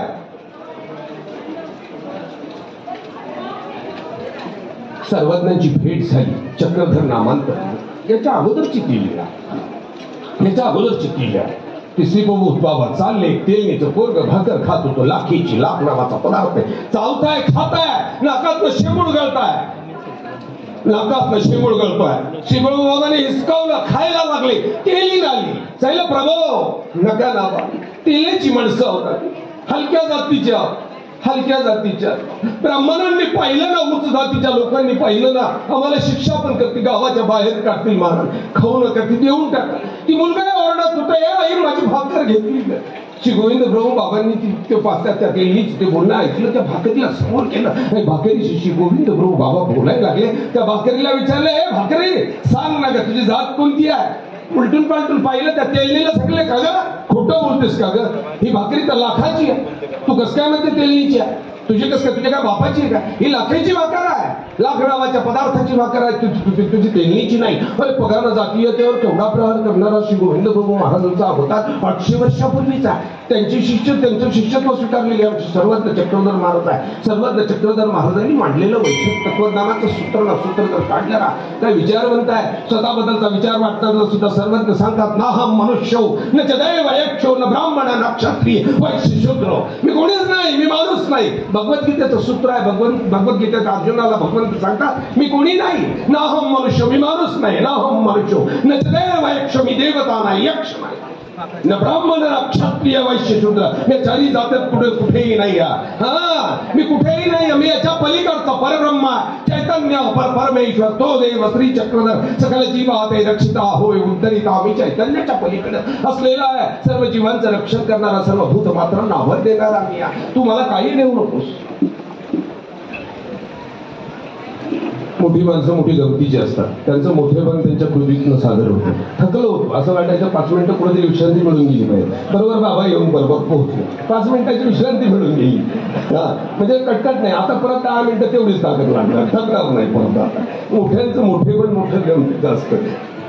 सर्वज्ञांच्या त्या विचाराबद्दल मला बोलायचं होतं. सर्वज्ञ सांगतात, तू काही करू नको. मानवा मंडळी, आमच्या बायदेव मुनीची मी अनेक प्रवचन ऐकतो आणि भाऊजी बायदेव मुनीची तळमळ असते, तुम्ही जा ना, देवाला शरण जा. आणि देव मागताना मात्र सोपं मागतो. जे मागतो ते आपल्याला देणं होत नाही. तो देव सांगतो, मेढीने जन्म दिला, बायकोला दिला, मोडीने दिला, तू शेतकऱ्याला दिला, मुवाखाराला दिला, बैलाला मेळीये जन्म दिला, मोडीये जन्म दिला, शिवण्या दिला, रुबया दिला, मा हे जन्म, तुझा एक जन्म मला देऊन टाक. मी तुझ्या जीवनाचं काय सोनं करतो ना हे पण तो देणं होत नाही आमच्याच्याने. किमान नाही दिला तरी चालेल, तुम्ही तो विचार घेऊन तरी समाजापुढे चालत राहणार. बघा काय गंमत होते. ज्या सर्वज्ञांच्या विचारांपुढे माहिती नसेल, या गोष्टी जाहीरपणे बोलायच्या नसतात, परंतु बोलल्या पाहिजे. कधी कधी तुम्हाला माहिती पाहिजे, सर्वज्ञांच्या या विचारापुढे महाराष्ट्रातला मोठा संत नामदेव आजीला काहीतरी पाहिजे काहीतरी लागतं का नाही ना. एक 5 मिनिटं बोलणार आपण. महाराष्ट्रातला मोठा संत नामदेव महाराज सर्वज्ञांचा विचार ऐकला भारावले. आणि आचार्य श्री नागदेवांचा मुक्काम त्यावेळेला निंब्याला होता. आणि संत नामदेव महाराज हे आचार्यांकडे दीक्षा घेण्याकरता आले होते. स्मृतीस्थळामध्ये आजही अशी घटना आहे. आचार्यांच्या स्मृतीस्थळामध्ये अशीच घटना आहे. मला दीक्षा द्या, ते अनुसरणाकरता आले होते. परिवारानं सांगितलं, बघतो याला अनुसरण द्या. तो आलेला आहे. आचार्यांनी सांगितलं, तो विकल्पी आहे. त्याची विचाराची बैठक त्यावर झालेली आहे. आणि दुसरी गोष्ट, तो समाज मान्य. तो समाज मान्य जर संप्रदायामध्ये आणला तर समाजात आपल्या संप्रदायाच्या दृष्टीने ती वाईट घटना घडणार. महाराष्ट्राची राणी सर्वज्ञांच्या विचारानं झाली होती. ही सुद्धा तुम्हाला सांगितली पाहिजे नाव. महाराष्ट्राची राणी कामाईसा, रामदेवाची बायको कामाईसा. दीक्षा दीक्षा घेण्याकरता आचार्य श्री नागदेवांकडे गेली ती चोरून. मावल्या चोरून धर्म करता नक्की. तुम्ही चोरून 100 रुपये ठेवत नाही म्हणून जयंतीच्या वर्णीचे आमच्या बाबा लोकांचे हाल होतात. तुम्ही असलेल्या 1000 स्त्रियांनी दर महिन्याला 50 रुपये जर चोरून ठेवले तर वर्षाला 600 रुपये तयार होतात. प्रत्येक स्त्रीने 600 रुपये जर दिले तर तुम्ही आता 500 स्त्रिया तर 600 गुणीला 500 केले तर पुढच्या वर्षी जयंती पार पडणार आहे. तर तुम्ही चोरता कानासाठी, नाकासाठी, पोरासाठी, पुरीसाठी, भावासाठी, यांच्याकरता चोऱ्या ना. देवासाठी चोरी करा ना. देवासाठी चोरी केली कामाईसाला. नवऱ्याला सांगितलं मला शेजारच्या देवतेला जायचंय, नमस्कार करण्याकरता, नारळ बांधायला जायचं आहे, पुत्र संतती राही म्हणून शेजारी जायचं. माझं नाव विसरलं त्या देवता मंदिराचं. तिथे शेजारी मोठं पस्त आहे, तिथं जायचं.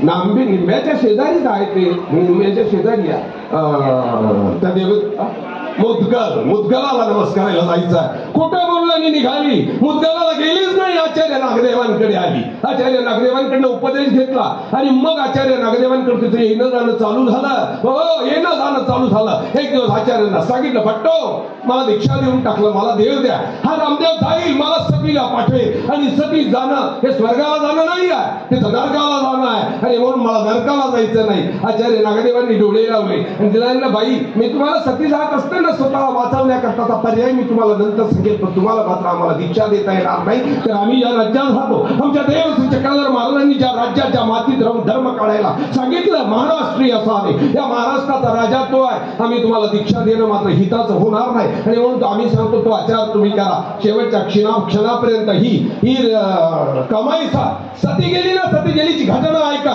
माझी तुमची कधी जर भेट झाली, अण्णा घडवतात नक्की घडवतात. अण्णांनी जर माझी तुमची भेट घडवली ना, मी सती जाणाऱ्या त्या कामाईची घटना ऐका की त्यावेळेला महाराष्ट्र फाटला होता, आक्रोश होत होता. स्त्रियांच्या डोळ्यात अस्त्र नव्हती, रक्ताची अस्त्र गळत होती. जी कामाईचा आक्रोश करत होती, दयाघर परमेश्वराला मागणं मागत होती आणि क्रूर समाजानं या कामाईचं ठरलं. स्वतःच्या बापानं मावल्या हो तुमचा देव श्री चक्रधर तुम्हाला मुक्त करू शकतो.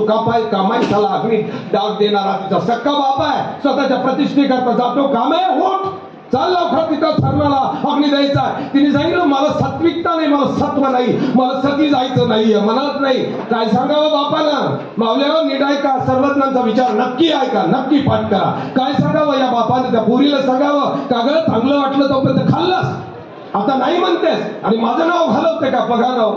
तो बाप स्वतःच्या नावाकरता त्या पोरीला जाळायला निघाला. काय इतिहास आहे, काय माणसं आहेत. स्वतः जाळायला निघाला. माझं नाव मोठं झालं पाहिजे, समाजानं मला नाव ठेवायला नको आणि म्हणून तुला जळावं लागणार आहे. कामाईसाला नेलं, 5-50 शिपायाने ठरलं, फेकलं. चारी बाजूने बांबू भाले बच्चा घेऊन उभी राहिली. ती लाकडात त्या सरणात बाहेर पळायची ना. नगारे वाजत होते. तिचं रडणं कोणाला ऐकू येऊ नये. काय क्रूर प्रथा होती. तिचं रडणं बाहेर ऐकू येऊ नये आणि म्हणून बाहेरनं भाले बच्चे घेऊन उभे असलेले लोक नगारे ताशे ढोल तुताऱ्या वाजवत होते आणि भुसकून या कामाईसाला मारलेली घटना. आमचा मानव पंथाचा तो पहिला मार्ग आचार्य श्री नागदेवाचा त्या दिवशी स्वयंपाक बंद होता.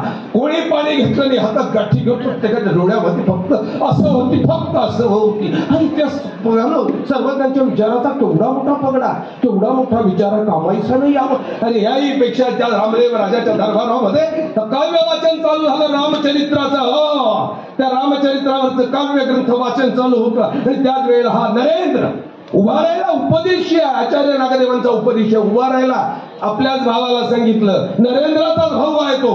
काव्य वाचणारा, रामचंद्रांचं काव्य वाचणारा नरेंद्राचाच भाऊ आहे. उभा राहिला नरेंद्र आणि त्याने सांगितलं अरे द्वारकेच्या रामहटाचे वर्णन जर तू केले असते तर तुझे अनंत जन्म उत्तरले असते.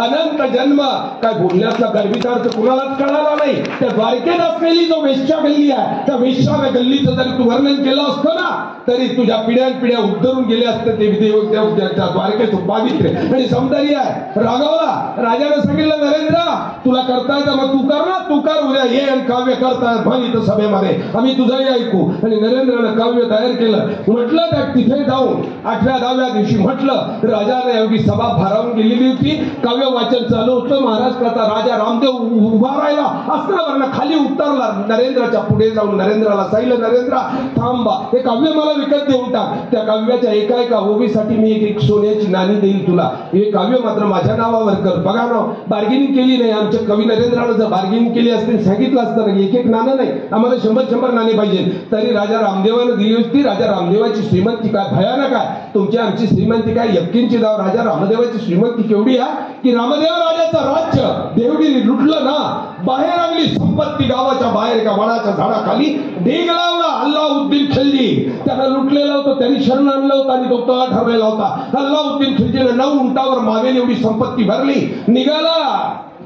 ज्या हरिपाळ देवानं तह होऊ दिला नाही, आपल्या बापाला सांगितलं तह करणारी माणसं महाराष्ट्रात कोणी यशस्वी झाली नाही. महाराष्ट्राचा राजा शिवबा आणि मानवा पंथाचा भगवान गोपालकृष्ण या व्यतिरिक्त या महाराष्ट्रात कुणाचाही तह यशस्वी झालेला नाही, कुणाचाच नाही. गोपालकृष्णानं तह केला, कालयवनाला पाहून पळाले. त्याला माहित नव्हतं पळालेला कृष्ण मला मारणार आहे, माहित नव्हतं. त्याला वाटलं घाबरला, आता बस जिंकलो मी. पळाला आणि मुचकुंदाने मारून टाकला. राजा शिवबानं तह केलीत महाराष्ट्रात.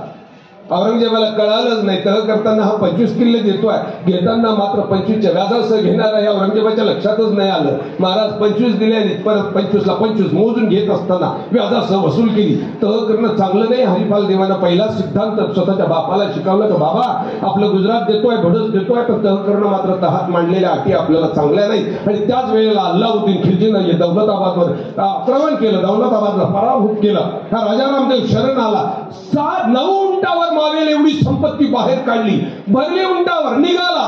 राजा रामदेवाने सांगितलं महाराज, त्यांना नाही अजून चाललो नाही, तुझी पोरगी पाहिजे मला. राजा रामदेवाची देखणी पोरगी सुद्धा घेऊन गेला.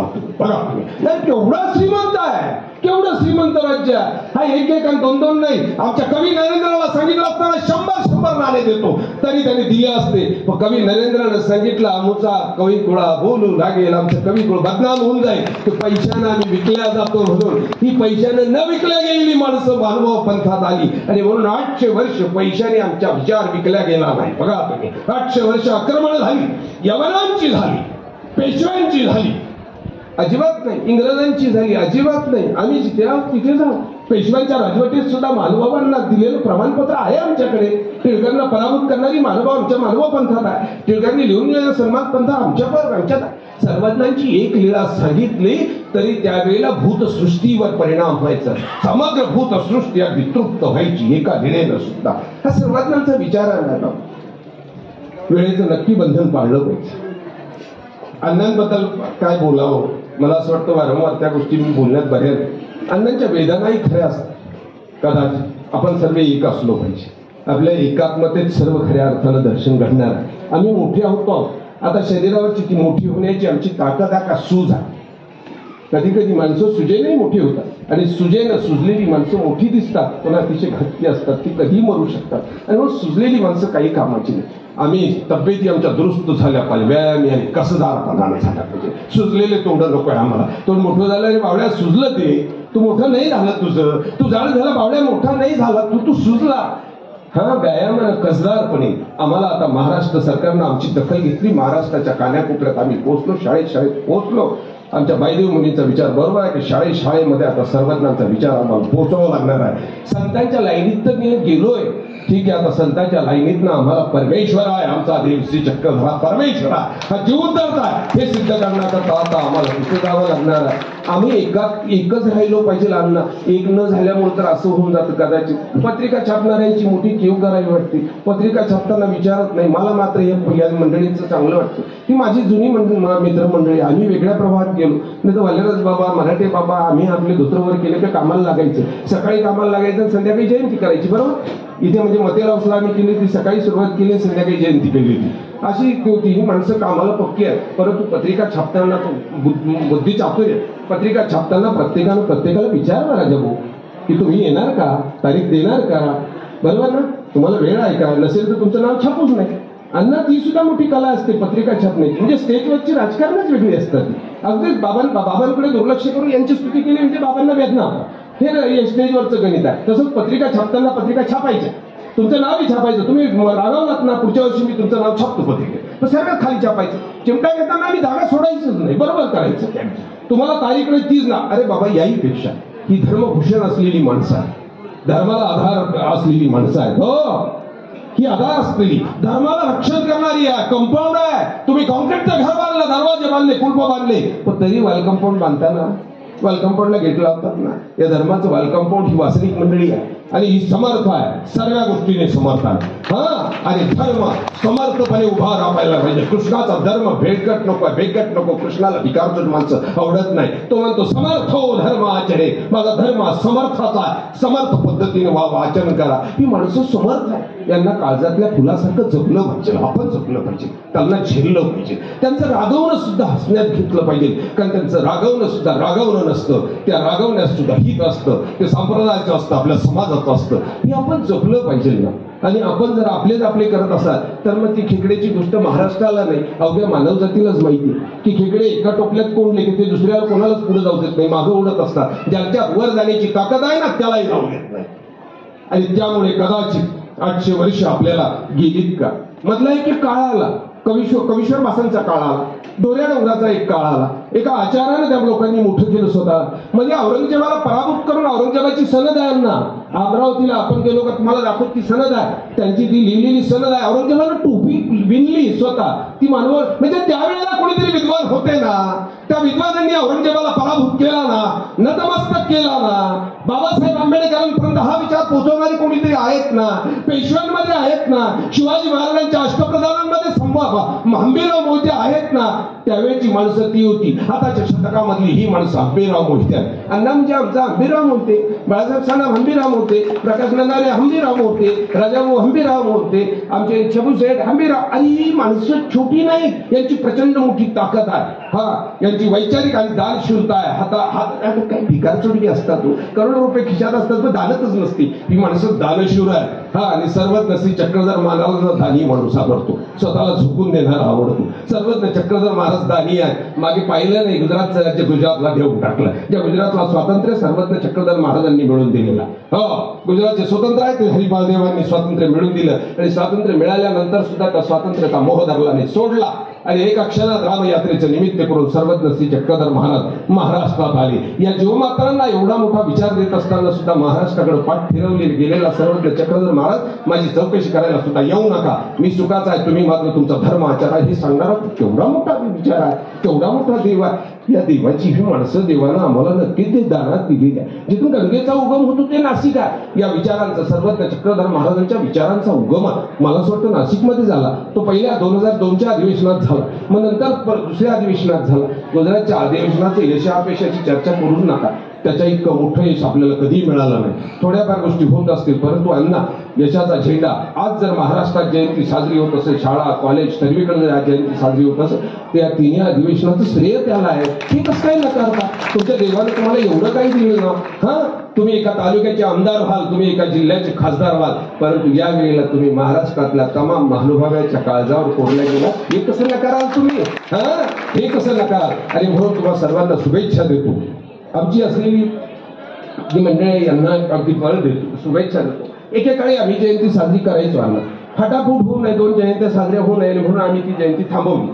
परंतु आता मला असं वाटतं की शहर मोठं आहे, त्याहीपेक्षा जिल्हाही मोठा आहे. जर मालेगावला एक होत असेल, मी काल नांदगावची केली, नांदगावला प्रवचन, एक नांदगावला जर होत असेल, एक मालेगावला होत असेल, मग एक निफाडला होत असेल, एक नाशिकला झाली, एक सिन्नरला जाईल, फरक काय पडला? भाडे वाचतील ना आपल्या उपदेशी लोकांचे. सिन्नरवाले सिन्नरला जातील, नाशिकवाले नाशिकला जातील, निफाडवाले निफाडला राहतील. आणि आपण एकाच वेळेला जर प्रत्येक तालुक्यामध्ये जयंत्या जर झाल्या तर मग खऱ्या अर्थानं महाराष्ट्र आपण जागा केला, धर्म जागा केला, धर्माचा ध्वज उंचावला, अशी आपल्याला भावना होईल. तुम्हाला सर्वांना दंडोत प्रणाम करतो. माय बापू, मला जाणं आहे, नाईलाज आहे. मी अण्णांकडनंही माफी मागून घेतो असतो की मी आज नगरला पोहोचलो पाहिजे. बाबांना माहिती की उद्याही नगरलाच मी आहो, उद्या सकाळचे नगरलाच प्रवचन आहे, आजही मला नगरला संध्याकाळचं प्रवचन करायचं नाही. परवाला नाही, उद्या सकाळच्या प्रवचन, उद्या सकाळच्या प्रवचन परवाला मी सोलापूरमध्ये, परवा सोलापूर जिल्ह्याची जयंती, परवा दुपारच्या सोलापूर जातो. तुम्हा लोकांची माफी मागतो. या सभेतनं उठून जात असताना वेदना होत असतात, आणि परंतु तरी मी सर्वांची माफी मागतो. तुम्ही सर्वांनी सोडलं आणि म्हणूनच मला महाराष्ट्रात काम करता येतं. बस याला एवढंच एक कारण की तुम्ही सर्वांनी सोडल्यामुळे मी महाराष्ट्रात फिरू शकतो. तुम्हा सर्वांच्या आशीर्वादाचं गाठोडं सोबत ठेवतो, तुमच्या शुभेच्छा सोबत ठेवतो, तुम्हा सर्वांना वंदन करतो, सर्वांना श्री चक्रधर स्वामी अवतार दिनाच्या सर्वांना शुभेच्छा देतो. उपस्थित असलेली व्यासपीठावरची जी संत आहे त्यांचा नामोल्लेख माझ्याच्याने टाळला गेला, मी त्यांची माफी मागतो. काही तपस्विनी माता भगिनी आहे, तुमचा नामोल्लेख झाला, तुमची माफी मागतो. सर्व वासनिकांना दंडवत प्रणाम करतो. वाढलेली देऊ शकतो. सर्वांना चक्रधर प्रभूंना आपण तो बहाल केला. भगवान या शब्दाच्या पलीकडे सर्वज्ञाची व्याख्या आहे. भगवान हा भूमिराप नल वायू खम मनो बुद्धी रेवच ह्या 5 प्रकृतीचा मालक आहे. त्याला भगवान असं म्हटलं जातं. एखादा जाणता माणूस झाला तोही भगवान होऊ शकतो.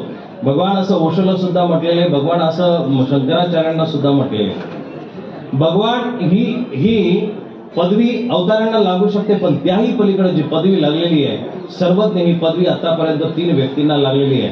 पण सगळ्यात जास्त सर्वज्ञ श्री चक्रधर प्रभूंना ही पदवी लागलेली आहे, ही व्याख्या लागलेली आहे. आणि ह्या शब्दाच्या पाठीमागं सर्वज्ञांचं अमौलिक असलेलं प्रसारण आहे, प्रबोधन आहे. सर्वज्ञ तुम्ही अवतार म्हणून घ्याल, सर्वज्ञ तुम्ही भगवान म्हणून घ्याल, सर्वज्ञ तुम्ही देव म्हणून घ्याल, पण त्याही पलीकडे ते देवाने काय केलं हे महत्वाचं आहे. आणि मग ते प्रबोधनाचं कार्य जर सर्वज्ञांचं बघितलं तर सर्वज्ञ ही भूमिका, सर्वज्ञ ही पदवी, सर्वज्ञ ही नाम संबोधना सर्वज्ञांनाच भगवान श्री चक्रधर प्रभूंनाच लागू शकते. लीळा चरित्र सांगतं की सर्वज्ञ ह्या शब्दाच्या पाठीमागा तो सर्व अज्ञ असला पाहिजे, सर्व ज्ञ असला पाहिजे, सर्व जाणता असला पाहिजे, सर्व समजता असला पाहिजे. आपण शुक्र हृदयाची माणसं. 3 शब्दामध्ये मला तुम्हाला सांगायचंय. देव सर्वज्ञ असतो, गुरु हा मर्मज्ञ असतो, आणि आपण अल्पज्ञ आहोत. काय आपण अल्पज्ञ आहोत, तोकडी आहोत. पण तोकडी असलेली माणसं सर्वज्ञासमोर जातात आणि त्याला अज्ञान ठरवतात की बाबा तुला काही कळतं का रे. माझ्यासोबत एखादी जर घटना झाली, एखादी काही गोष्ट जर झाली तर आपण देवाला नावं ठेवतो. देवा तुझ्या घरी अंधार आहे, तुझ्या घरी सगळा कवाड बंद आहे, तो कसा असा देव तुला म्हणावं रे. अवघ्या उन्हामध्ये माझं छप्पर तू काढून घेतला, अवघ्या पावसामध्ये माझं तू छप्पर काढून घेतला. आपण देवाला अज्ञानी ठरवतो. ही अल्पबुद्धीच्या माणसाची लक्षण आहे. पण लीळा चरित्र सांगतं की तुम्हाला हा सर्वज्ञत्वाचा प्रवास साधता आला पाहिजे. अल्पज्ञापासून तुम्ही मर्मज्ञापर्यंत गेले पाहिजे, मर्मज्ञापासून तुम्ही स्फीत प्रज्ञापर्यंत गेले पाहिजे. आणि स्फीत प्रज्ञा झालेली माणसं सर्वज्ञाला प्रिय असतात, ती नक्कीच सर्वज्ञाच्या दारापर्यंत पोहोचतात. हा प्रवास आपल्याला या जयंतीच्या माध्यमातून साधता आला पाहिजे. बऱ्याचशा लोकांनी थोडेसे संस्कृतच्या काही परिभाषा आहेत म्हणून सांगतो. जयंती शब्दाला विरोध केला. जयंती त्याचीच होत असते की ज्याच्या ठिकाणी विजय आहे, ज्याच्या ठिकाणी जय आहे, ज्याचा जन्म दिव्य आणि पवित्रतेतून झालेला आहे, त्याची जयंती होत असते. म्हणून जयंती शब्दाचा सुद्धा काही लोकांनी विरोध जर केला असेल तो विरोध करू नये. त्याला व्यापकत्व आहे. साधारण माणसाची कधीही जयंती होऊ शकत नाही. एखाद्याने नाव लिहिलं असेल जयंती म्हणून तर ते नाव विसरून जा. तिची जयंती नाहीये, ती एक प्रेमापुढे एखाद्याने व्याख्या दिली असेल. पण जयंती हा शब्द, कारण श्रीमद भगवद्गीता त्याला साक्ष देते. यत्र योगेश्वर कृष्ण यत्र पार्थो धनुर्धर तत्र श्री विजयोर भूतीर. जय तिथंच आहे जिथं कृष्ण आणि अर्जुन आहे. भक्त आणि देव जिथं असेल तिथं जयंती असू शकते, त्याचीच जयंती केल्या जाऊ शकते. म्हणून अवतार दिन शब्द वावगा नाहीये, चांगलाच आहे, तो वापरलाच पाहिजे. आपल्यासाठी तो अवतार आहेच, पण जयंती हा सर्वसाधारण लोकांसाठी शब्द जर प्रचलित आहे तोही वावगा नाहीये. मगाशी दोनही महंतांचं, दोनही वक्त्यांचं थोडंसं हितगुज चालू होतं किंवा कुजबूज चालू असेल. अन्य लोकांचं घेऊ नये, अन्य लोकांचं सांगू नये. बोलू नाहम मनुष्यो नच देव 100 पाठातलं शेवटचं वचन आहे, श्री गोविंद प्रभूंना वापरलेलं. पण हे वचन 7व्या शताब्दीमध्ये शंकराचार्यांनी एका प्रभाकर नावाच्या घरी गेले. हस्तामलक नावाचं स्तोत्र आहे. त्या हस्तमलक स्तोत्रामध्ये प्रभाकर नावाच्या व्यक्तीच्या घरी गेले आंध्र प्रदेशमध्ये. आणि तिथं गेल्यानंतर त्या प्रभाकर नावाच्या व्यक्तीचा मुलगा गुंगा होता, बहिरा होता, मुका होता. आणि असा मुलगा बघितल्यानंतर त्या प्रभाकरला वाटलं शंकराचार्य आपल्या दारातोंडी आलेत. आणि मग दारातोंडी आलेल्या शंकराचार्यांना सर्व ज्ञात आहे म्हणून विचारावं. भगवान शंकराचार्यांना विचारलं की माझा हा जो मुलगा आहे पागलसारखा करतो, बहिरा आहे, मुका आहे, व्यवस्थित वागत नाही, त्याला संसाराचे सूत्र कळत नाही. आणि मग शंकराचार्यांनी त्या मुलाला बोलवलं की बाबा तो असती तव नाव संज्ञा, तुझं नाव काय बाळा. संस्कृतचा त्यावेळेस भरपूर प्रसार होता आणि त्या कारणाने शंकराचार्यांनी विचारलं तुझं नाव काय. त्यावेळेस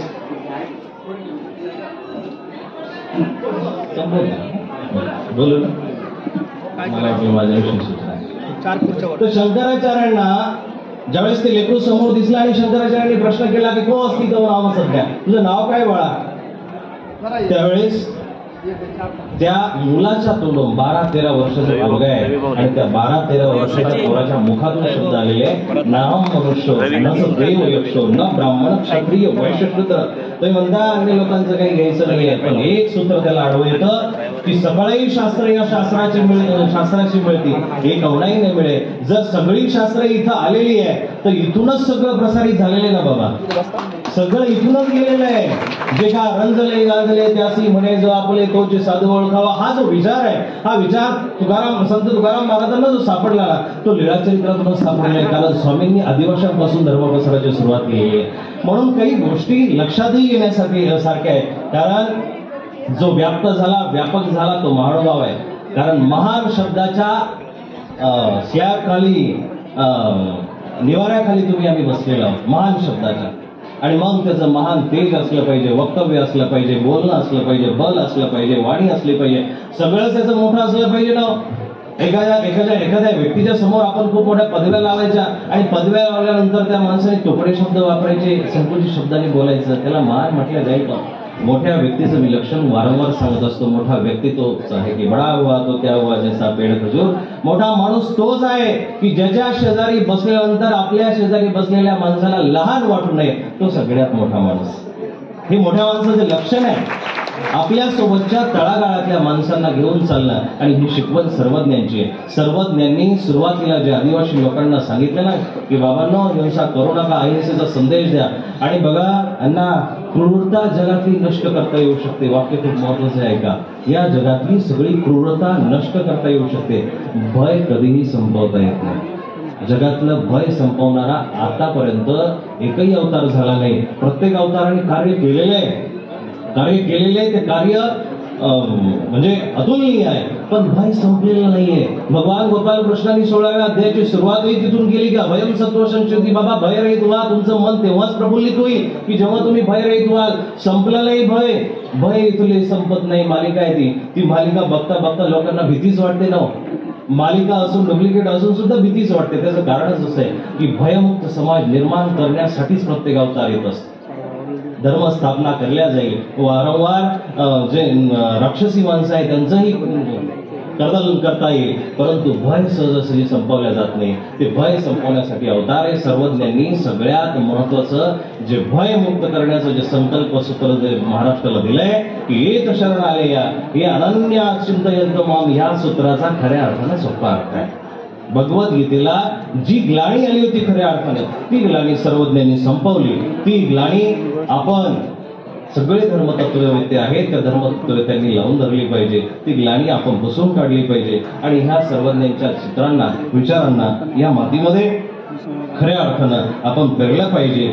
आज समरसतेचा महामेरू, समत्वाचा महामेरू आणि समावेशकतेचा महामेरू म्हणून सर्वज्ञांची जी ओळख महाराष्ट्रापर्यंत पोहोचली आहे आणि अखिल विश्वापर्यंतही जाते. काल दिल्लीमध्ये जी जयंती अवतार दिन साजरा झाला तो याचंच प्रतीक आहे की महाराष्ट्रातली ही अमौलिक असलेली रत्न आज देशाच्या राजधानीमध्ये राहत आहे. आणि मग देशाच्या राजधानीमध्ये काम करत असताना महानुभाव एक वेळेस खऱ्या अर्थानं सर्वोच्च असेल, संत परंपरेमध्ये सर्वोच्च असेल, साधू परंपरेमध्ये सर्वोच्च असेल आणि ह्या जनसामान्यांच्या मनामनामध्ये सुद्धा राज्य करण्यामध्ये सर्वप्रथम असेल अशी शुभकामना व्यक्त करतो. या ठिकाणी आपण मला अधिकृतीचे फोन बोल.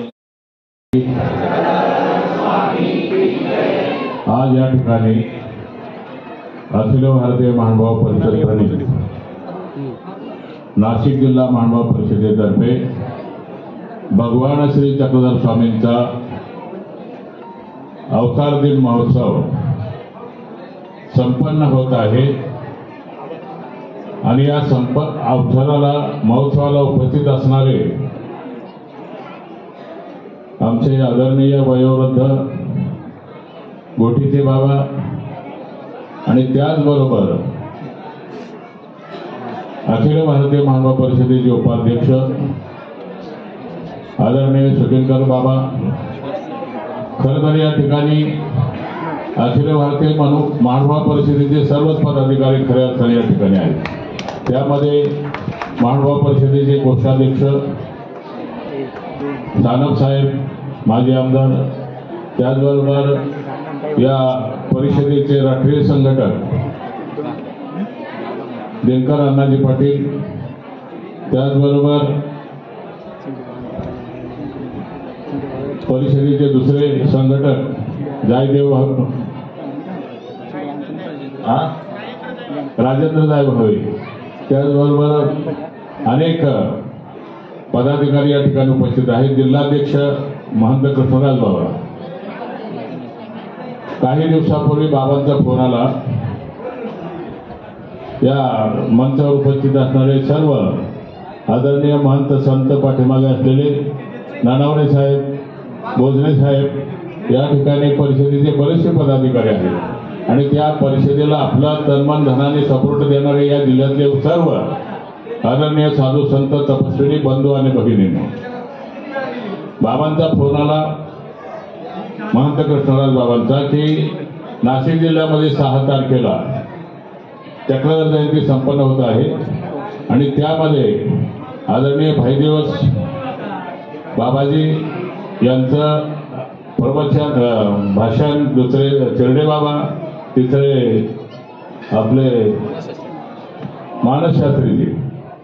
खरं तर मी वक्ता नाहीये, परंतु असे 3 वक्ते या ठिकाणी बोलणार आहेत आणि या वक्त्यांचं भाषण ऐकण्याची सुंदर जागा म्हणजे अध्यक्षपद आणि म्हणून मी ते अध्यक्षपद स्वीकारलं. बंधनो, मी अध्यक्ष झाल्यानंतर नाशिक जिल्ह्यातली ही मंडळी ज्यांची मी नावं घेतली ही पट्टल आली आणि यांनी सांगितलं की बाबा आता अखिल भारतीय परिषद जरी तुम्ही अध्यक्ष असले तरी आम्ही चालवणार आहोत आणि खऱ्या अर्थाने ते अध्यक्ष अखिल भारतीय मानव परिषद चालवत आहे. त्यामध्ये अनेक प्रश्न 3 अधिवेशन घेतले. अजून तो चक्रधर स्वामींच्या स्मारकाचा प्रश्न आहे, तोही पूर्ण होणार आहे, करणार आहे ही मंडळी.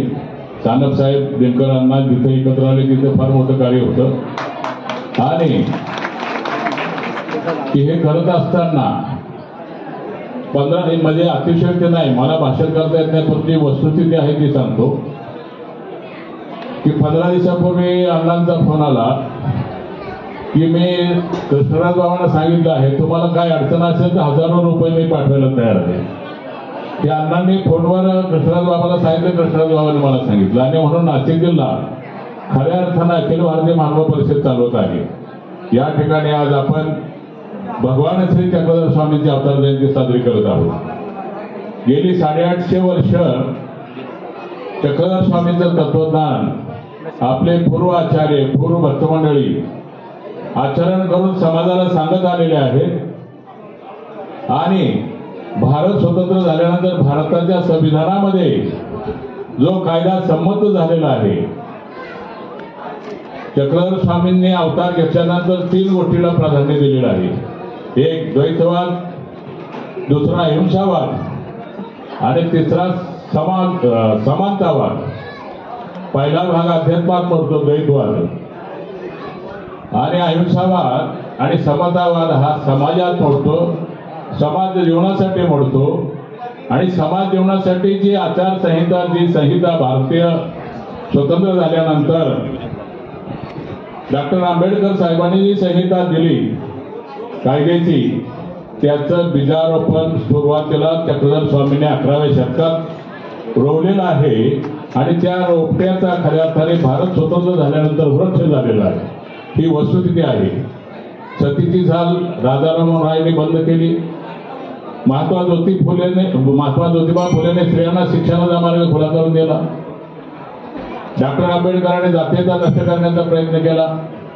हे सर्व काम 11व्या शतकात भगवान श्री चक्रधर स्वामींनी आरंभ केलेला आहे आणि त्याचा आज या लोकशाहीमध्ये वृक्ष झालेला आहे आणि खऱ्या अर्थाने महानुभाव पंथाच्या विचाराला सोन्याचे दिवस आलेले आहेत.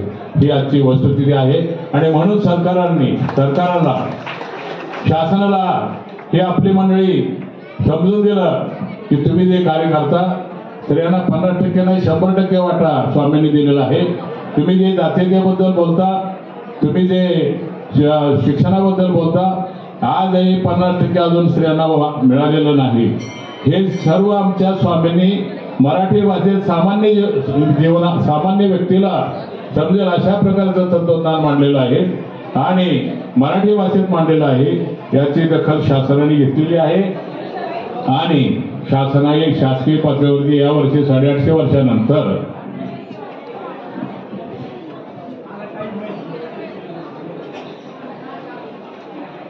काल शासनामार्फत संपूर्ण महाराष्ट्रभर चक्रधर अवतार दिन संपूर्ण साजरा करण्यात आलेला आहे. सांगायचं तात्पर्य की आमच्या पूर्वजांनी आमचा धर्म,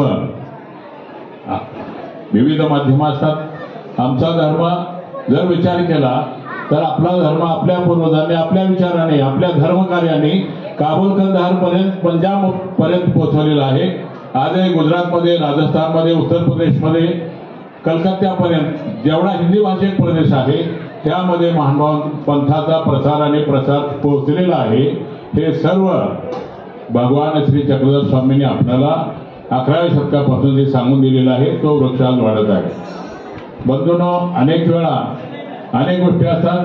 प्रत्येक धर्मात विचारवंत असतात, काही प्रतिगामी असतात, काही पुरोगामी असतात आणि ती कीड सगळीकडे, सगळ्या पक्षात, सगळ्या देशात, सगळ्या घरात दारात सगळीकडे लागलेली आहे. तीच पद्धत, ती खंत अण्णांनी बोलून दाखवली. अण्णांना किंवा ही जी मंडळी आहे या मंडळींना माझी विनंती आहे की आपण आपलं कार्य करत चला. आज मी बरंचसं काय बोललो, परंतु मी माझं 40 वर्ष झालं कुठल्याही वर्तमानपत्रात महानुभाव फलटणच्या देवस्थानची जाहिरात नाही. गेली 40 वर्षामध्ये 25 कोटीचं काम मी केलेलं आहे, कुठलीही वर्गणी केलेली नाही. आणि भाईदेव बास यांचे माझे विचार मला वाटतं जुळले नसते, परंतु ज्यावेळी त्यांनी माझं काम बघितलं त्यावेळी माझं अभिनंदन केलं. आणि अशा पद्धतीने की मी कुठल्याही गटाचा विचार करत नाही, कुणाही बद्दल माझा आकस नाही. जे चांगलं आहे ते सर्वांचं आहे, स्वामींचं आहे. आपण ते सर्व चांगलं समाजापर्यंत पोहोचायचं आहे. महानुभाव पंथांचे काही तत्व आहेत समाजासाठी. सप्तव्यसनांचा त्याग, 7 व्यसनं महानुभाव पंथाचे तुम्ही जरी नसाल आणि त्या घरात सप्तव्यसन आचरण असेल तो संसार सुद्धा सुखी असू शकतो. अशा प्रकारचं पण महानुभाव पंथाने याच्यात बंधन घातलेलं आहे की संकल्प कर तर तुला मी आमच्यात प्रवेश देतो. याच ठिकाणी डॉक्टर बाबासाहेब आंबेडकरांबद्दल सुद्धा थोडंसं बाबांनी विचार व्यक्त केले. आंबेडकर आपल्या महंत लोकांच्याकडे आलते. आंबेडकरांनी सांगितलं की तुमच्यामध्ये रोटी व्यवहार एकत्र आहे त्यारी समाजामध्ये. आज हे फलटणमध्ये ब्राह्मणापासून हरिजनापर्यंत सगळे लोक आमच्या अनुयायी आहेत, उपदेशी आहेत, आम्ही एकत्र खातो. पण आंबेडकरांचं म्हणणं होतं की बेटी व्यवहार सुरू करा आणि आमच्या आचार्याने ते मानलं नाही. तर बेटी व्यवहार जर सुरू केला तर महानुभाव पंथात धर्म राहिला नसता तर जात झाली असती. आणि ते जातीचं असं एक वाईट परिस्थिती आहे सध्या आता चाललेल्या देशामध्ये, महाराष्ट्रामध्ये, की ती गरीब माणसाच्या डोक्यातून जात नाही, तिला जात म्हणतात. राजकारणाबद्दल जास्त बोलत नाही, पण हे जातीचं विष हे नकोय म्हणून आम्ही बेटी व्यवहार मान्य केला नाही. म्हणून आंबेडकरांनी बौद्ध धर्म पुढे स्वीकारला आणि आज बौद्ध धर्म राहिलाय का जात झाली हे आपण सर्वांनी माहीतच आहे. तर अशा पद्धतीनं चक्रधर स्वामींनी आपल्याला द्वैतवाद, अहिंसावाद, समतावाद सांगितलेला आहे. त्याचबरोबर द्वैतवादातून आपलं अध्यात्म शिकवत असताना भगवान श्रीकृष्णाने सांगितले आपण वर्तमानात गेलंच पाहिजे. भगवान श्रीकृष्णाने सांगितलेले वर्तमान आणि वर्तनते मनुष्य अपरत सर्वस्व. वर्तमानाची दखल चक्रधर स्वामींनी सुद्धा घेतलेली आहे. केवळ अध्यात्मच नाही तर वर्तमानाचं स्वामींच्या तत्वज्ञानाचा जर आपण अभ्यास केला तर ज्याला जे हवं ते स्वामींनी दिलेलं आहे. कानाशीच्या ब्राह्मणाची कथा सर्वांना माहीत आहे. स्वामी सांगतात कवना कन्वेषणी जीवोद्धरिती हे व्यसन. स्वामी सांगतात अनुसरा जीवाचा उद्धार करा. परंतु त्या ठिकाणी तो ब्राह्मण म्हणतो मला माझ्या सोनेच्या हातून तूप भात मिळाला पाहिजे. आता सोनेच्या हातून तूप भात मिळायचं असेल तर त्याला मुलगाही पाहिजे तर सोनील ना. संपत्ती असेल तरच तूप येईल ना. म्हणजे एका शब्दात मागितलं स्वामींनी सांगितलं की अनेक जन्म तुम्ही हा तुमच्या पुरुषार्थाचा भाग आहे. तुम्ही स्वतःच्या पुरुषार्थ मिळवू शकता. जे मिळत नाही ते मागा. तो ब्राह्मण त्याच गोष्टीवर आढळून बसलेला असतो आणि त्या ठिकाणी स्वामींनी सांगितलं तसा असतो. त्याला मुलगा दिला, सून दिली, सगळं संपत्ती दिली. म्हणजे स्वामी सुद्धा अहिक आपणाला देतात हेही आपण विसरता कामा नये. म्हणून कुठल्याही देवदेवतेकडे काहीही तुम्हाला मागण्याची गरज नाही. जीवनाचं जरी मागायचं असेल तरी स्वामी देतात. आणि शेवट अंतिम तुम्हाला मोक्ष पाहिजे हे तर निश्चितपणे या स्वामींच्या मार्गात आल्यानंतर मिळाल्याशिवाय राहत नाही, असं माझं तरी स्वतःचं मत आहे. कारण एक दिवस संसार जरी आपण करत असतो, संसारात खऱ्या अर्थाने सर्व धर्माने सांगितलेलं आहे की चूक नाही. संसारामध्ये जोपर्यंत आपण कोणाच्या कामाचे आहोत तोचपर्यंत कोणी आपल्या कामाचा आहे. ज्या दिवशी आपण कोणी कामाचे राहिलेलो नसेल त्या दिवशी संसारात कोणीही आपलं नाही, ही वस्तुस्थिती आहे. जो काही संसार झालेला आहे तो मनाच्या आपल्या अपेक्षेप्रमाणे कधीही झालेला नसतो. तर तो संसार आपल्याला जगात सुखी दिसत असेल की ज्या संसारामध्ये तडजोड आहे, कॉम्प्रोमाइज आहे, तोच संसार सुखी आहे. आणि म्हणून तडजोड सुद्धा संसारात अत्यंत आवश्यक आहे. भगवान श्रीकृष्णाने सांगितले आहे की संसारामध्ये तडजोड ही फार महत्वाची आहे. कुठलाही संशयाने जगू नका. एक वेळ वस्तुस्थितीला तुम्ही काय करू शकणार नाही, सत्याला तुम्ही काय करू शकणार नाही, परंतु संशय हा तुम्हाला मारल्याशिवाय राहणार नाही. संशयात्मा विनश्यती. म्हणून संसारामध्ये संशय हा एक सर्वात मोठं भूत आहे. ते प्रत्येकाने आपल्या विचारातून काढावं. कुठल्याही प्रकारचा संशय असतो तो असू नये. आणि म्हणून संशयात्मा विनश्यती. तत्वज्ञान पुष्कळ काय सांगण्यासारखं आहे. या ठिकाणी आपण चक्रधर स्वामींचा धर्म, चक्रधर स्वामींचा आचार प्रणाली आज आपले सुदैवाने शास्त्र प्रकाशित झालेले आहे. कोणते साहेबांसारखे संशोधक मिळालेले आहेत. आणि मराठी विद्यापीठ मानवाने प्रथम मराठीचा ग्रंथ लिहिला म्हणून आजच्या शासनाने मराठी विद्यापीठ हे आपल्या रिद्धपूरमध्ये जाहीर केलेलं आहे. आता अनेक कोटी रुपये आपण म्हणतो, परंतु हे शासन देणार, आपण घेणार, सेवा त्यांना करणार, हे मला मान्य आहे. परंतु वस्तुस्थिती जर आपलं पाहिजे तर हे वस्तुस्थिती घडलेलं आहे. आपल्यात एकच भक्त 150 मंदिर बांधून गेलेलं आहे. म्हणून परमेश्वर आपल्याला काहीच कमी करणार नाही. तरी सुद्धा शासन सगळ्याला देत आहे. आपणही मागितलं, आपली काही चूक नाहीये, परंतु शासनाचं आपल्याला दिलं असं नाहीये.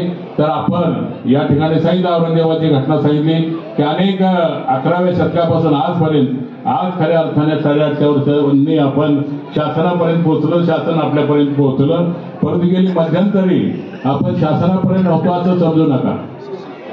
अत्यंत कुशलतेने आपली विद्वान मंडळी राजापर्यंत पोहोचले. आता बाबांनी 2-3 राजांची उदाहरणं दिली. आपल्याकडे सनद आहे.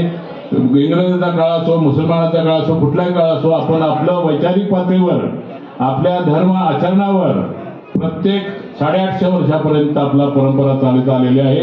एवढंच नव्हे तर आपण मगाशी सांगितलं काबल गंधारपर्यंत पोहोचलेलो आहोत. सर्व भारतभर आपण आहोत. आणि ही ताकद आपली शासनाला समजल्यामुळे शासनाने आपल्या मागण्या मान्य केलेल्या आहेत. भागवत साहेब म्हटले, भागवत साहेबांना आम्ही गुजरातमध्ये नेलं, हरियाणात नेलं, पंजाबमध्ये नेले, सगळे आपले मठ मंदिरे भागवत RSS चे धर्मगुरू समजा त्यांचे गुरु. तर त्यांनी सांगितले की 800 वर्ष तुम्ही आम्हाला जर सांगितलं असतं तर अनेक मानवा पंथ कुठे गेला असता. पण म्हटलं आहे आज मानवा पंथ तोच आहे, भरपूर आहे. आणि आमचा एक माणूस, एक जर पाहिलं इतिहास, जर पाहिलं आपण 1000 वर्षाचा जे इतिहास अभ्यासणारी मंडळी आहेत, ज्या धर्माला राजाश्रय मिळाला ते धर्म संपलेले आहेत. आणि म्हणून राजाश्रय म्हटलं की तिथे राजकारण येतं आणि तिथे धर्म संपतात. म्हणून आम्हाला कुठलाही राजाश्रय नको. धर्म जर चालायचे असतील तर त्याला संत हवेत आणि संत हे धर्म चालवण्याचं कार्य करतात. आणि आपण जर विचार केला तर या भारतभूमीमध्ये संत धर्म चालवतात, कुठलाही असो. परंतु मानवा पंथाच्या बाबतीत जर विचार केला तर मानवा पंथाकडे जितके संत आहेत तितके संत कुठल्याही धर्मात नाही. आणि म्हणून आमचा धर्म हा कुठल्याही संख्येवर अवलंबून नाही तर संतांवर अवलंबून आहे. आणि ती संख्या आमच्याकडे भरपूर आहे. आज चक्रधर जयंतीच्या निमित्ताने गेली, काल फलटणला झाली, आज इथे, उद्या नागपूरला, परवा बाबा गेले नगरला, बऱ्याच ठिकाणी जायचं आहे. अण्णांनी बोलवलं. आपण आपले माजी आमदार साहेब, सानप साहेब, ननावडे साहेब हे नेहमी संपर्कात असतात, बाबाजी असतात. परिषदेचं काम असंच आपण चालवायचं आहे. आपण सर्वांनी मिळून चक्रधर स्वामींची धर्माची धुरा व्हायची आहे. आपण आपल्या काळात आपल्या आयुष्यात सत्ता असो परिषद आपल्याकडे असो नसो आपण ती करायची आहे ही या ठिकाणी मी प्रतिज्ञा करतो आणि माझे विचार संपवतो. अखिल भारतीय महानुभाव परिषदेचे अध्यक्ष परमपूजनीय पट्टाधिष्ठित कवीश्वर कुलाचार्य विद्वान बाबाजी फलटण बाबांशी फोनवरती संपर्क साधला. बाबांनी सांगितलं 6 तारीख माझ्यासाठी खुली आहे म्हणून प्रथमतः बाबांचे आपल्या सर्वांच्या वतीनं परिषदेच्या वतीनं मनपूर्वक आभार मानतो. त्याचप्रमाणे अखिल भारतीय महानुभाव परिषदेचे आमचे सर्व पदाधिकारी त्यामध्ये परमपूजनीय पट्टाधिष्ठित आचार्य प्रवर सुकेना निवासी बाबाजी उपाध्यक्ष परमपूजनीय पट्टाधी महंत श्री डोळसकर बाबाजी सदस्य परमेश्वर भक्त माननीय श्री आमदार साहेब परिषदेचे माननीय श्री आमदार साहेब माननीय श्री अण्णाजी माननीय श्री राजेंद्र भाऊ दायभावे माननीय श्री महाराष्ट्र प्रदेश अध्यक्ष प्रकाश शेठ नरवणे माननीय श्री शबू शेठ नागरे माननीय श्री अरुण भाऊ भोजने माननीय श्री प्रभाकर अप्पा भोजने माननीय जी मंडळी परिषदेची सदस्य आहेत पदाधिकारी आहेत त्या सर्व पदाधिकाऱ्यांचे मी आपणा सर्वांच्या वतीनं ट्रस्टीच्या वतीनं नाशिक जिल्हा महानुभाव परिषदेच्या वतीनं आभार मानतो. त्याचप्रमाणे जी संत मंडळी आहे ही खऱ्या अर्थानं नाशिक जिल्ह्याचे सर्व पदाधिकारी आहे. जी संत मंडळी आहे खऱ्या अर्थानं ही नाशिक जिल्ह्याच्या परिषदेचे सर्व पदाधिकारी आहे. त्याही सर्व पदाधिकाऱ्यांचे सर्व सदस्यांचे मी वैयक्तिक आणि ट्रस्टीच्या वतीनं त्यांचे आभार मानतो. त्यानंतर आमचं श्री दत्त मंदिर गोवर्धन गंगापूर हे आमचं हक्काचं ठिकाण आहे. ही जी ट्रस्ट मंडळी आहे त्या सर्व ट्रस्ट मंडळींचेही मी मनपूर्वक आभार मानतो. ज्यांनी हस्ते परहस्ते सहकार्य केलं. यामध्ये आजचे प्रमुख वक्ते मान्य श्री पूजनीय श्री भाईदेव मुनी महानुभाव सर्वज्ञ सेवा वास्तविक मंडळ ज्यावेळेला प्रथम मीटिंग झाली आणि भाऊंनी आणि त्यांच्या काही कार्यकर्त्यांनी म्हणलं तुम्ही आम्हाला का सामावून घेणार आहात का. म्हटलं तुम्ही आमचेच आहे आम्ही तुमचे आहे आपण सर्व एका देवाचे आहोत आपण वेगळे नाही. म्हणून त्यांचेही मी मनपूर्वक आभार मानतो. यामध्ये नाशिक जिल्हा महानुभाव समिती जे काही पदाधिकारी आहेत त्यांचेही मनपूर्वक आभार. पंचकृष्ण प्रबोधन मंडळाचेही मनपूर्वक आभार. सर्वज्ञ सेवा भावी मंडळ महिला मंडळ मोरवाडी यांचेही मनपूर्वक आभार. त्याचप्रमाणे महिला सत्संग मंडळ नाशिक जेल रोड नाशिक त्या संपूर्ण महिला मंडळांचे मनपूर्वक आभार. इगतपुरी तालुका सिदोरी मंडळाचे मनपूर्वक आभार. सिन्नर तालुक्याचे मनपूर्वक आभार. जिल्ह्यातील सर्व मंडळी गुजरात राज्य महानुभाव परिषदेचे काही पदाधिकारी या ठिकाणी आलेले आहेत त्यांचे मनपूर्वक आभार. नांदगाव चांदवड महानुभाव समितीचे मनपूर्वक आभार. तपस्विनींचे सर्व संतांचे मनपूर्वक आभार आभार आभार. जय श्री चक्रधर जय मानव. कळत न कळत कोणाच्या नावाचा उल्लेख राहिला असेल क्षमस्व. हा कार्यक्रम आपला सर्वांचा आहे. आपण या सर्व कार्यक्रमाची पायिक आहात आणि पुढील जयंती सिन्नर तालुक्यामध्ये संपन्न होईल हा असा आपला सर्वांच्या साक्षीने जाहीर करतो. हा परमपूजनीय अनवधाने परिषदेचे आभार मानत असताना वयोवृद्ध तपोवृद्ध ज्ञानवृद्ध बाबांना फोन केला जाऊन दंडोतही घातला होता जिल्ह्यामध्ये आणि बाबा तब्येत ठीक नसताना सुद्धा या ठिकाणी आचार्य प्रवर ज्ञानवृद्ध घोटीचे बाबाजी आणि पुलदेकर बाबाजी या ठिकाणी उपस्थित आहे. म्हणून मी आपणा सर्वांच्या वतीनं, ट्रस्टीच्या वतीनं, परिषदेच्या वतीनं बाबांचे मनपूर्वक आभार मानतो आणि जय श्री चक्रधर, जय महानुभाव, दंडवत प्रणाम. पुढील सूचना पूजनीय श्री प्रवीणराज दादाजी.